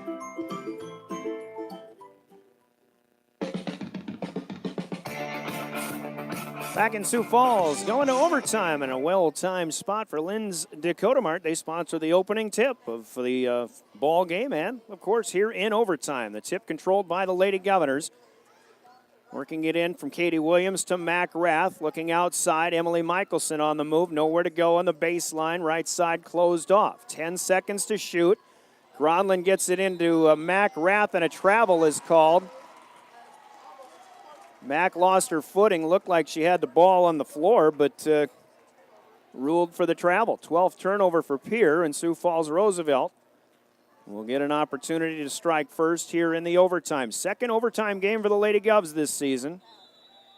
And we've got a travel for Tariah Ambrose. So the teams will trade turnovers. Lady Govs' only other overtime game this season, of course, that double overtime thriller out in Spearfish. The second game of the season, which they lost 80-70, still the only win of the season for Spearfish. Sioux Falls Roosevelt playing their first overtime game of the year. 3:10 to go. We're just underway in the overtime. 48-48. Roosevelt outscored the Lady Govs 13-9 in that fourth quarter. Here with a cross-court pass, stolen. Taken away by Hayes. Back-to-back turnovers up the floor, and Martinez from Hayes gets the layup from the left side. Kayla Martinez into double figures with 11 points. Rosie strikes first. They lead 50-48 here in the extra 4-minute period. Williams will find Hallie Gronlund up on the top of the key. Rath comes back, and now we've got a double foul called away from the basketball here. Foul on both teams here. One, I believe, I think this is, let's see. Was it Nielsen for one? And Kenzie Gronlund for the other. That is Kenzie's fourth. If it's Nielsen, that is just her first. 10 team fouls for the Lady Govs, 5 for the Rough Riders, but a double foul will keep the team in possession with the basketball and 16 to shoot. Cody Severin in. She'll inbound, and Emily Michelson is pushed right out of bounds as she takes the inbound pass. This is the last foul to get. Nope, now they put 7 on the board. Maya Rogenbuck, who had just checked in, is called for her fourth, and now Emily Michelson, obviously the player the Lady Govs would like to have at the free throw line, gets a 1-and-1 opportunity here, trailing by 2 with 2:34 to go in OT. First free throw calmly put home by Emily Michelson. Remington Price was in briefly, Severin as well. Now it's Katie Williams and Kenzie Gronlund back in for D. And David Maxwell will counter with Hattie Giblin, who will run the point offensively. Maya Rogenbach is out. One more from the stripe for Michelson. Emily is up and good with the roll, her 28th point of the night. Now Maya Keenholz will check in for defensive purposes in place of Mac Rath. Maya's first trip on the floor tonight, 5'9" sophomore. A long inbound pass comes from Roosevelt, but they get it in. We are tied at 50, our 5th tie of the night. Here's Nielsen. No room to shoot the three thanks to Katie Williams, but now it is Talia Hayes driving. Got around Keenholz. And there was no help as well. Talia Hayes just continues to do that very thing in the fourth quarter and overtime. Pierre's defense kind of falling asleep when Talia Hayes is on the move. A timeout is called by the Lady Govs. 2:13 to play in OT, 52-50 Rough Riders, and we're back after this 30-second timeout. You're listening to Lady Governor Basketball. Some banks proudly offer mortgage approvals in less than 8 minutes. 8 minutes for one of the largest purchases of your life. Doesn't leave much time for questions, does it? Think about it. Who really benefits from a speedy mortgage process? You or the lender? At First Dakota, we can't promise you an 8-minute mortgage, but we will promise you a thoughtful and transparent home buying experience. Home loans from First Dakota National Bank. Take all the time you need. Visit firstdakota.com. First Dakota is an equal opportunity lender.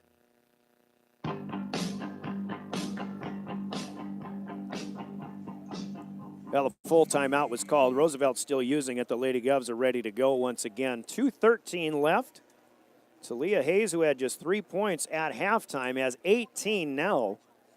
And in the fourth quarter and in this overtime, a full 10 points. And a lot of them just using the dribble and her good first step and the speed. She's hit some layups, has hit some free throws as well. But Pierre needs to get tighter on defense when she puts the ball on the floor. Trailing by 2, the Lady Govs with it. Price and Severin are back in for offensive purposes, joining Rath and Michelson, who's on the move. She'll penetrate, kick back. Remington Price to Mac Rath. Hallie Gronlund still in there as well. On the move, Michelson, scoop is up and in. How about that for Emily Michelson? 30 points. On the night, we're tied again as we trade baskets here in the first overtime.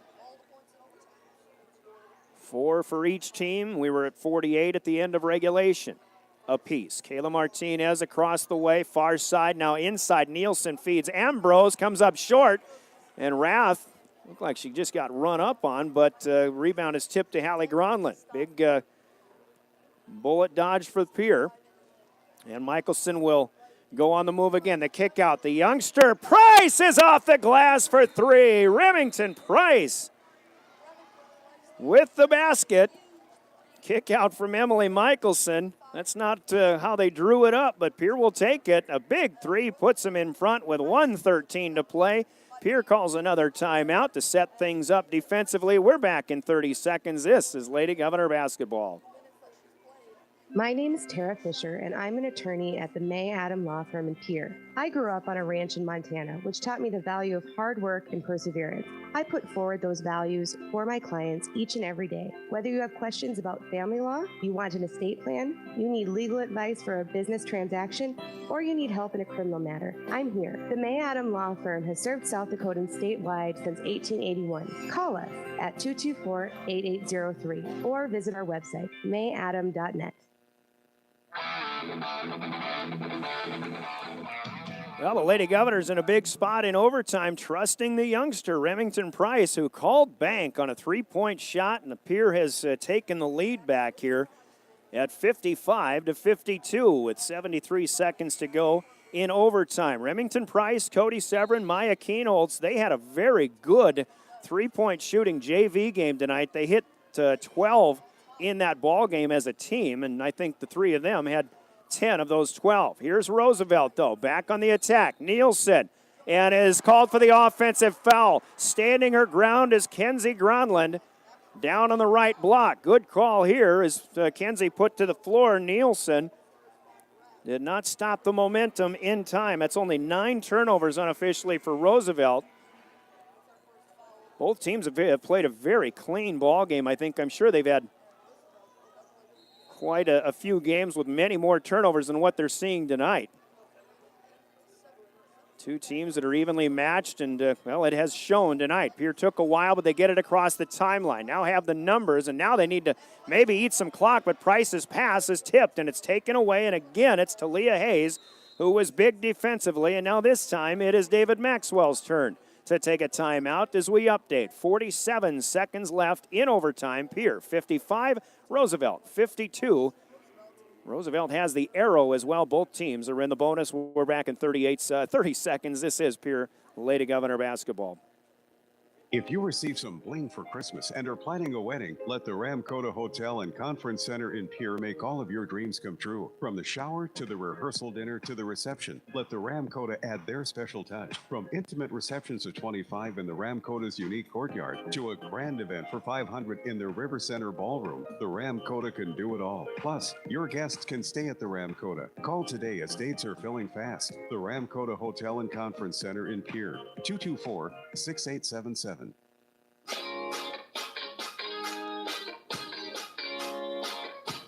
Now back in Sioux Falls, two teams that are fighting to stay off the bottom in the SODAC 16 rankings, even though we've got most of the second half of the season to go. Knotted up at the end of regulation. Pierre right now with a 7-4 advantage. In the extra period, it is 55-52. Roosevelt has played 3 more games than the Lady Govs have, so I think this game has to carry a little bit more weight for Roosevelt in their attempts to try to get a victory. Here is Macy Nielsen. Cross the way to Kayla Martinez. Pierre trying to stay tight on defense. Martinez keeps the dribble alive. Nielsen back to Martinez. Quick fire 3 comes up short. Hallie Gronlund with a big rebound underneath the basket. Kayla Martinez has struggled with her shot all night long. Pierre with the ball in the hands of Michelson with 22 seconds left. She will be fouled on purpose, and that'll be 9 as a team. Martinez picking up her second personal. So this will be a final 1-on-1 opportunity for the Lady Governors. David Maxwell will take another timeout here before the front end of the 1-on-1. Let's take another quick 30. This is Pierre Lady Governor basketball. Pierre by 3 in overtime. Welcome back to Global Perspectives. Our guest is, how do you say it again? Pierre the Meatcroft. And are you enjoying your visit to America? Oh, oui. Yesterday I saw a thing of beauty. A lovely lady. Sacre bleu. This was no lady. This was a French deep at your Arby's restaurant. Delicious Arby's roast beef and Swiss on a sub roll with hot au jus for dipping. And now you can get 2 for 6 francs. We use dollars here. Vive la différence. Arby's, we have the meats.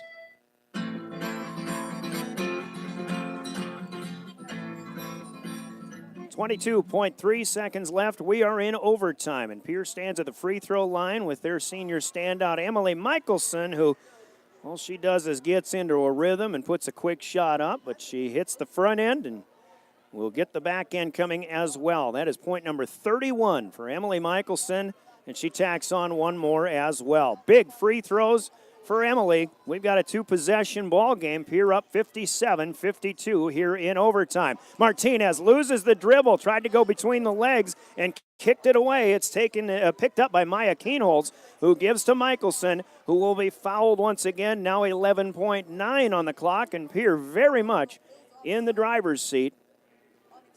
And it seemed at one point in the third quarter that Pierre was looking pretty good. They led by 10, but Roosevelt clawed all the way back, sent us to overtime. They had the first couple of baskets, actually the first couple of leads in the overtime.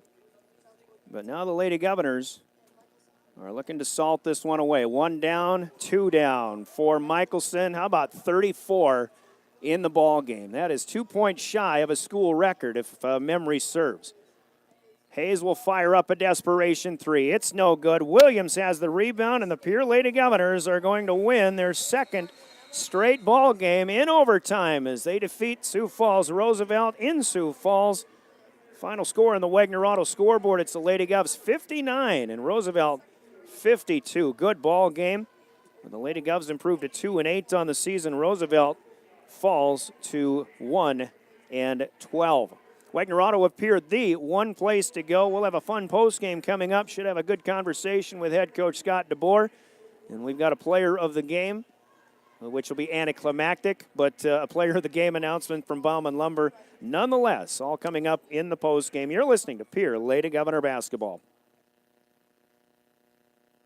Hi, I am Slade Weller, and I am Pitts Corporation's local branch manager. Pitts Corporation is a commercial architecture, construction management, and construction company serving South Dakota for over 65 years. I am a local of Pierre and have over 20 years of construction experience. With architects, estimators, project managers, superintendents, and a quality group of trade professionals on staff, Pitts Corporation is ideally set up to assist you with your future building needs. Please call 223-2440 or stop by our office on Airport Road to set up your initial free consultation.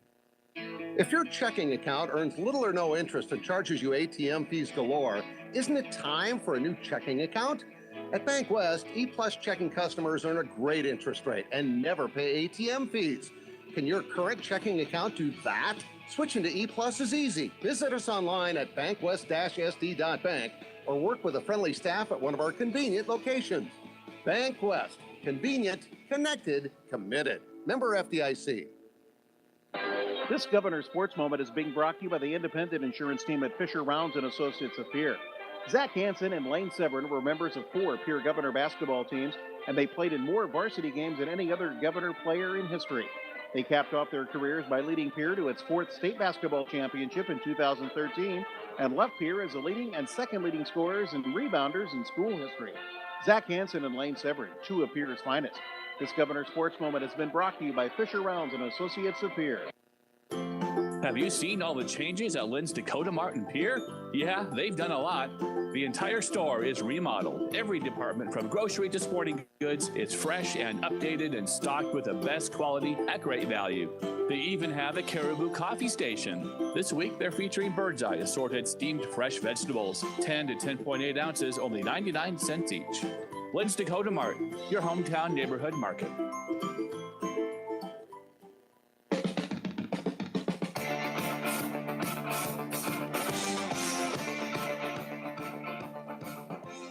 Well, for the Pierre Lady Governors and Sioux Falls Roosevelt Lady Rough Riders, wins have obviously come at a premium this season, but a win is a win is a win, and the Lady Govs will take it. In this case, they go to overtime and outlast the Roosevelt Rough Riders on their home court, 59-52. And again, both teams coming just off of only their first victories of the season, but Pierre shot the ball very well tonight and was able to they got offense when they needed it, maybe even from an unlikely source at one point. But Roosevelt really had a nice effort and a come from behind effort in that second half. Pierre led at one point, I think 37-27, but Roosevelt came back, cut it to a 4-point game. By the way, Pierre led 25-20 at the half, but from 37-27. Roosevelt scored 8 of the last 10 of the third quarter. Pierre led 39-35, and then Roosevelt was able to come back and tie it. A big three-pointer by Macy Nielsen put them in position to, to even win this game. But Emily Michelson had a layup for the last basket of the regulation to tie it at 48-48. And Roosevelt scored first. Pierre countered in the overtime. Roosevelt scored again, but Pierre countered again. And then a three-pointer off the glass from Remington Price put Pierre up to stay at 55-52. And Emily Michelson hit 4 free throws from there. The final score, 59-52. Pierre goes 12 of 21 in the second half in overtime. 22 out of 42 on the ball game, as they'll hit 5 of 14 from long range, a good 14 out of 20 from the free throw line. And Emily Michelson with a 34-point output this evening, as she will lead the way. And again, I think 36 happens to be the school record put in by Steph Pollock a bunch of years ago. So Emily was right there one game after scoring her 1,000th point of the night. McGrath comes in with 12 points in double figures tonight, despite a little foul trouble.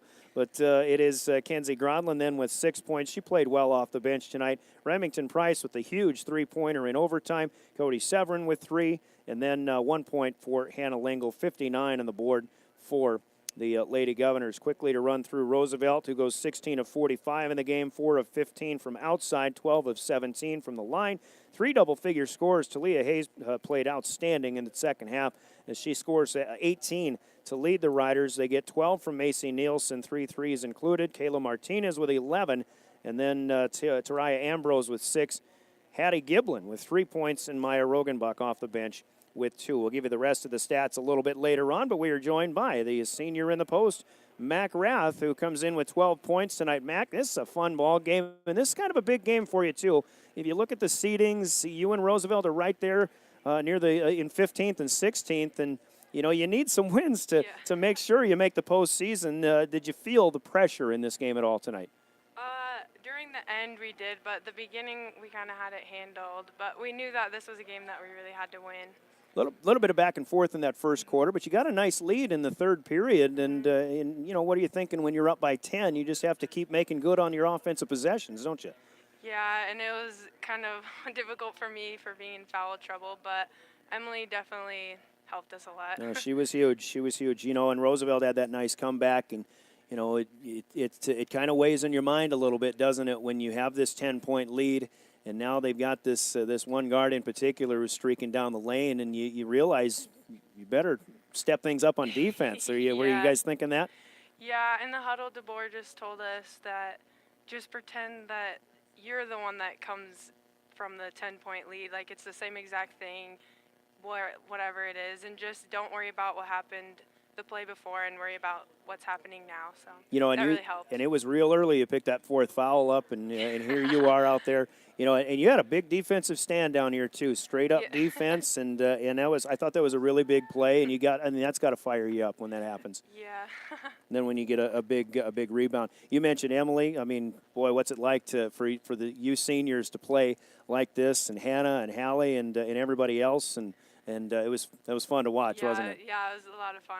Sometimes what's it like? You just know you can give her the basketball and kind of let her do her thing, or? Yeah, sometimes it's hard because everyone knows that she's the best player, so sometimes it's hard for her to get open when she gets face guarded all the time, but somehow we find a way to get it to her, and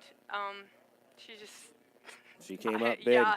Okay, last question. 2 wins in a row. How confident do you feel going to Yankton on Saturday now? Pretty confident. Not too hot-headed, though. Well, but we're going to be ready to go. It's a big win for you. Good job, Mac. Congratulations. Thank you. All right. We'll see you Saturday.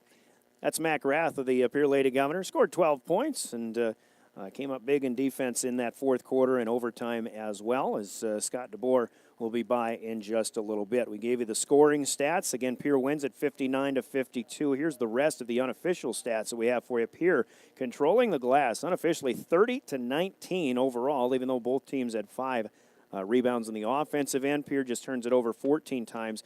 Better than that was Roosevelt with only 10 giveaways, but Pierre has a 13-9 advantage in the assist column as well, as the Lady Governors win it. They're second in a row. They're 2-8, but feeling pretty good, like Mac Rath said, going to Yankton on Saturday. We'll talk about upcoming action in just a little bit. Let's take a 2-minute break. Back with Coach DeBoer and more to talk about, including our Bomb and Lumber player of the game a little bit later on in the postgame. You're listening to Pierre Lady Governor Basketball.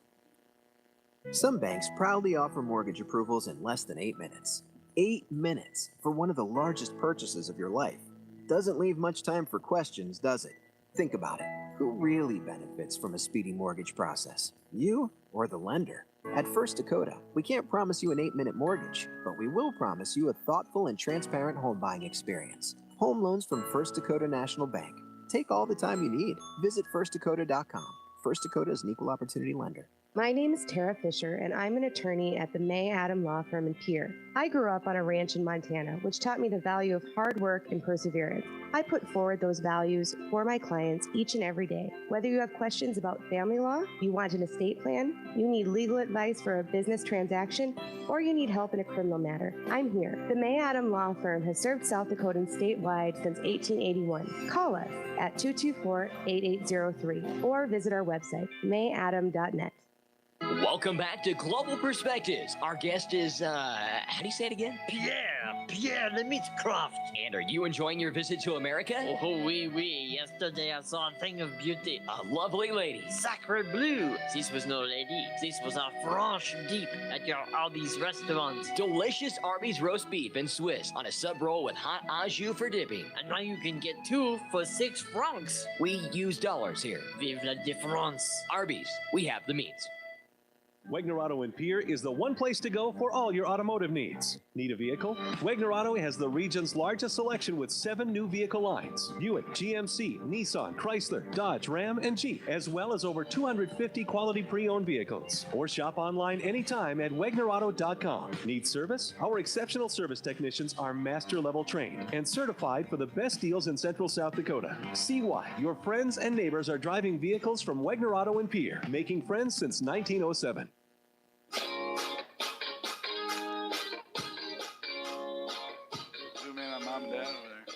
Back in Sioux Falls in an overtime victory for the Pierre Lady Governors, 59-52. We've heard from Mac Rath from down on the floor. Let's hear from the head coach, Scott DeBoer, of the Lady Govs, in a really good win, Coach. You get a one win last week, breeding a little confidence. You get some extra time to prepare for this one.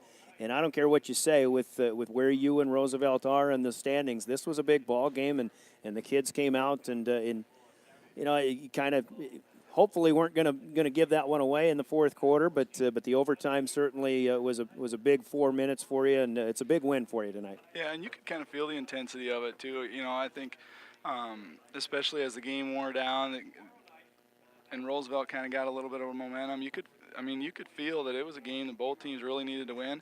I think that serves us really well because our girls need to focus in and understand that every game's important for us, and we've known that, but we haven't been able to just really lock in. And I thought, we went away from some things that we wanted to do. You could tell that watching the game. But I thought when we got to overtime and even the couple minute stretch late in the fourth quarter, we were really locked into the huddle. We didn't execute great in the fourth quarter to get to overtime, but I thought in overtime we handled ourselves really well. Every time out, our talk was really productive, and our huddles were good. Our kids were pretty locked in. Our bench was involved, and so important for us to see, because that's some of the things that we needed to grow in that don't necessarily show up on the floor, but they show up on the floor. You know what I'm saying? You got, I think the only concern I really had late in that ball game, though, was the way, especially the number 12, Talia Hayes, was getting down the lane, and she got some really quick first steps and some nice layups. Kayla Martinez played well in that regard as well, and I don't know, maybe just the helping defense was missing just a little bit. I think they're talented kids, and they're going to spring loose at some point. The timing of it wasn't great for us, but you could see it was stuff that we got away from. In the first half, we were really good about switching those dribble handoff things and have done a good job preparing for it, and we just kind of got away from that. I don't know if we were getting too worried about closing out to three-point shooters and just weren't communicating or what it was, but again, came back in the overtime and kind of corrected things and did it without having to be really beat up on it. Just took care of business. And it's kind of new territory. You played most of the game with a lead. I guess at Douglas last week you had a lead for a good chunk of the game, but now you're getting just a new feeling for trying to protect leads rather than trying to play from behind so much. Right, and trying to play to win too. And we talked about a couple of those timeouts late in the game. we can make whatever situation we want. Hey, we just went on a 12-0 run to go up 2. It's the same thing. We're up 2, and we got to play out the situation. And so being able to frame that and do it in a game setting when the tensions are high and there's a little bit of stress going on, I think that's important for us too, because again, we're going to play close games. We're not going to run away from anybody in the double A's this year.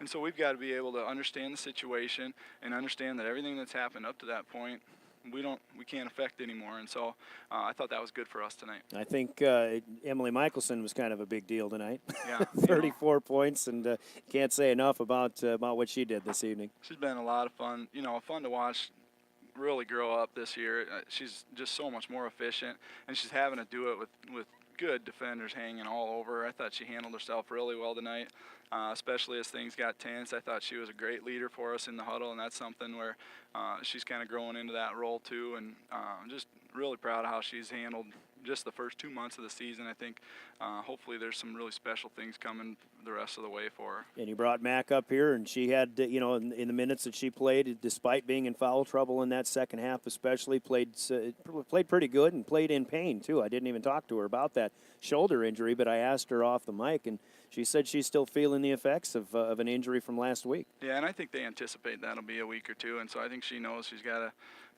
put up or shut up with that, and she did a nice job with that. There were a lot of things tonight that she would have handled a lot differently last year, and so that was, good to see her making steps in the right direction there too. And then you get an 8th grader step up and hit the biggest shot of the night. It doesn't, you have a lot of people on this team you can trust to make big shots, don't you? Yeah, and that's important too. I think we've played 13 kids, 14 kids, over 12 or 13 for sure, in really valuable minutes. It's a good time to miss it really bad. All right, so, right off the glass. Yeah. All right, so Yankton, you get another chance to go to Yankton here on Saturday, and that'll be a team that certainly is beatable, even though they've played some nice basketball this year. Yeah, very similar to us. I think they've got a key with Madison Webben. They've got a couple kids that can score and be a threat. They've got a freshman that comes in and handles herself really well.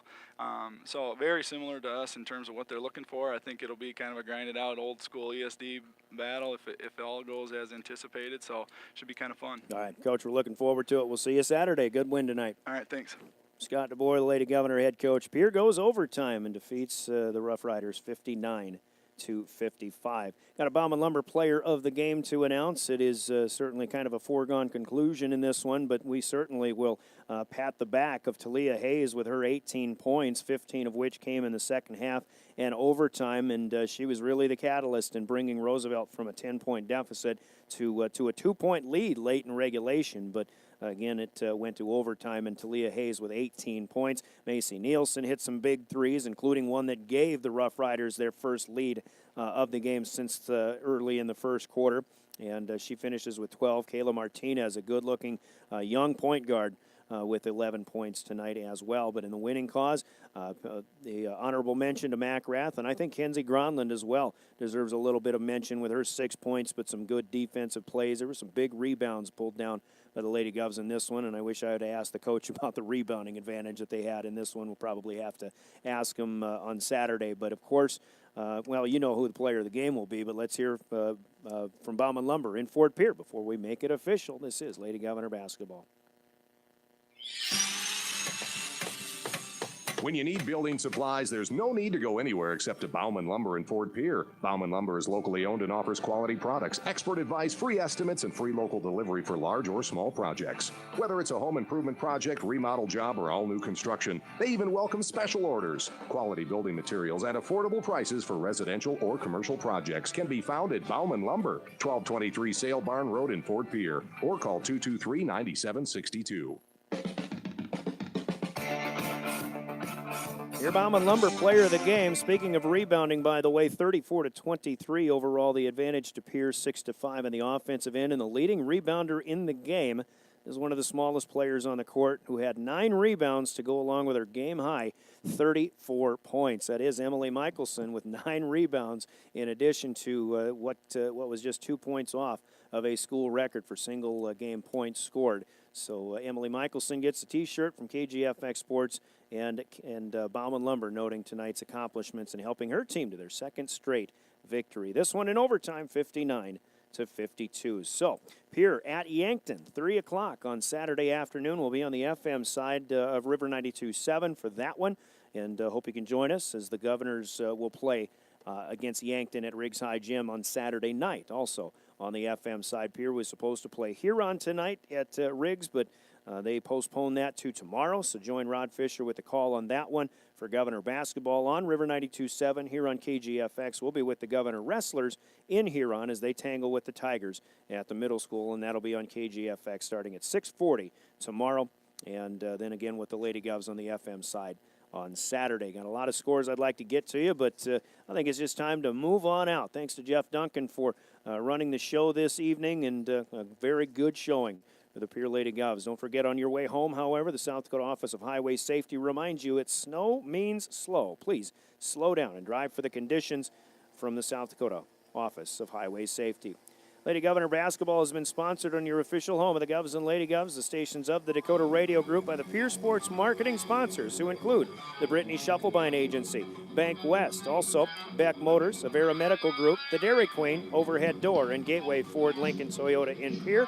Lady Governor basketball also brought to you by Pierre Care and Rehabilitation Center, TMA, Gators Pizza, Pasta, and Subs, Oahe Federal Credit Union, Edgewood Senior Living, by Arby's Restaurant, the Ramkota Hotel and Conference Center, Montana Dakota Utilities, May Adam Law Offices, First Dakota National Bank in Lynn's Dakota Mart, Fisher Rounds and Associates, and the Pitts Corporation in Pierre. Tonight's game also brought to you within the broadcast by the South Dakota Office of Highway Safety, the Boyd Consemius Agency, Teton River Traders Gun Shop, the South Dakota Attorney General's Office, Lynn's Dakota Mart, CHS, Midwest Cooperatives, Bauman Lumber, and Wegner Auto in Pierre. The one place to go. There is other basketball on the way right now on KPLO 94.5 FM as Highmore Herald leads Lyman 25-19 at the half of what I believe is a girls' game on KPLO. Your final Wegner Auto scoreboard here, the Lady Governors 59 and Sioux Falls Roosevelt 52 in overtime. We'll chat with you again tomorrow night. Have a great rest of your Thursday. I'm Brian Oakland, KGFX Sports.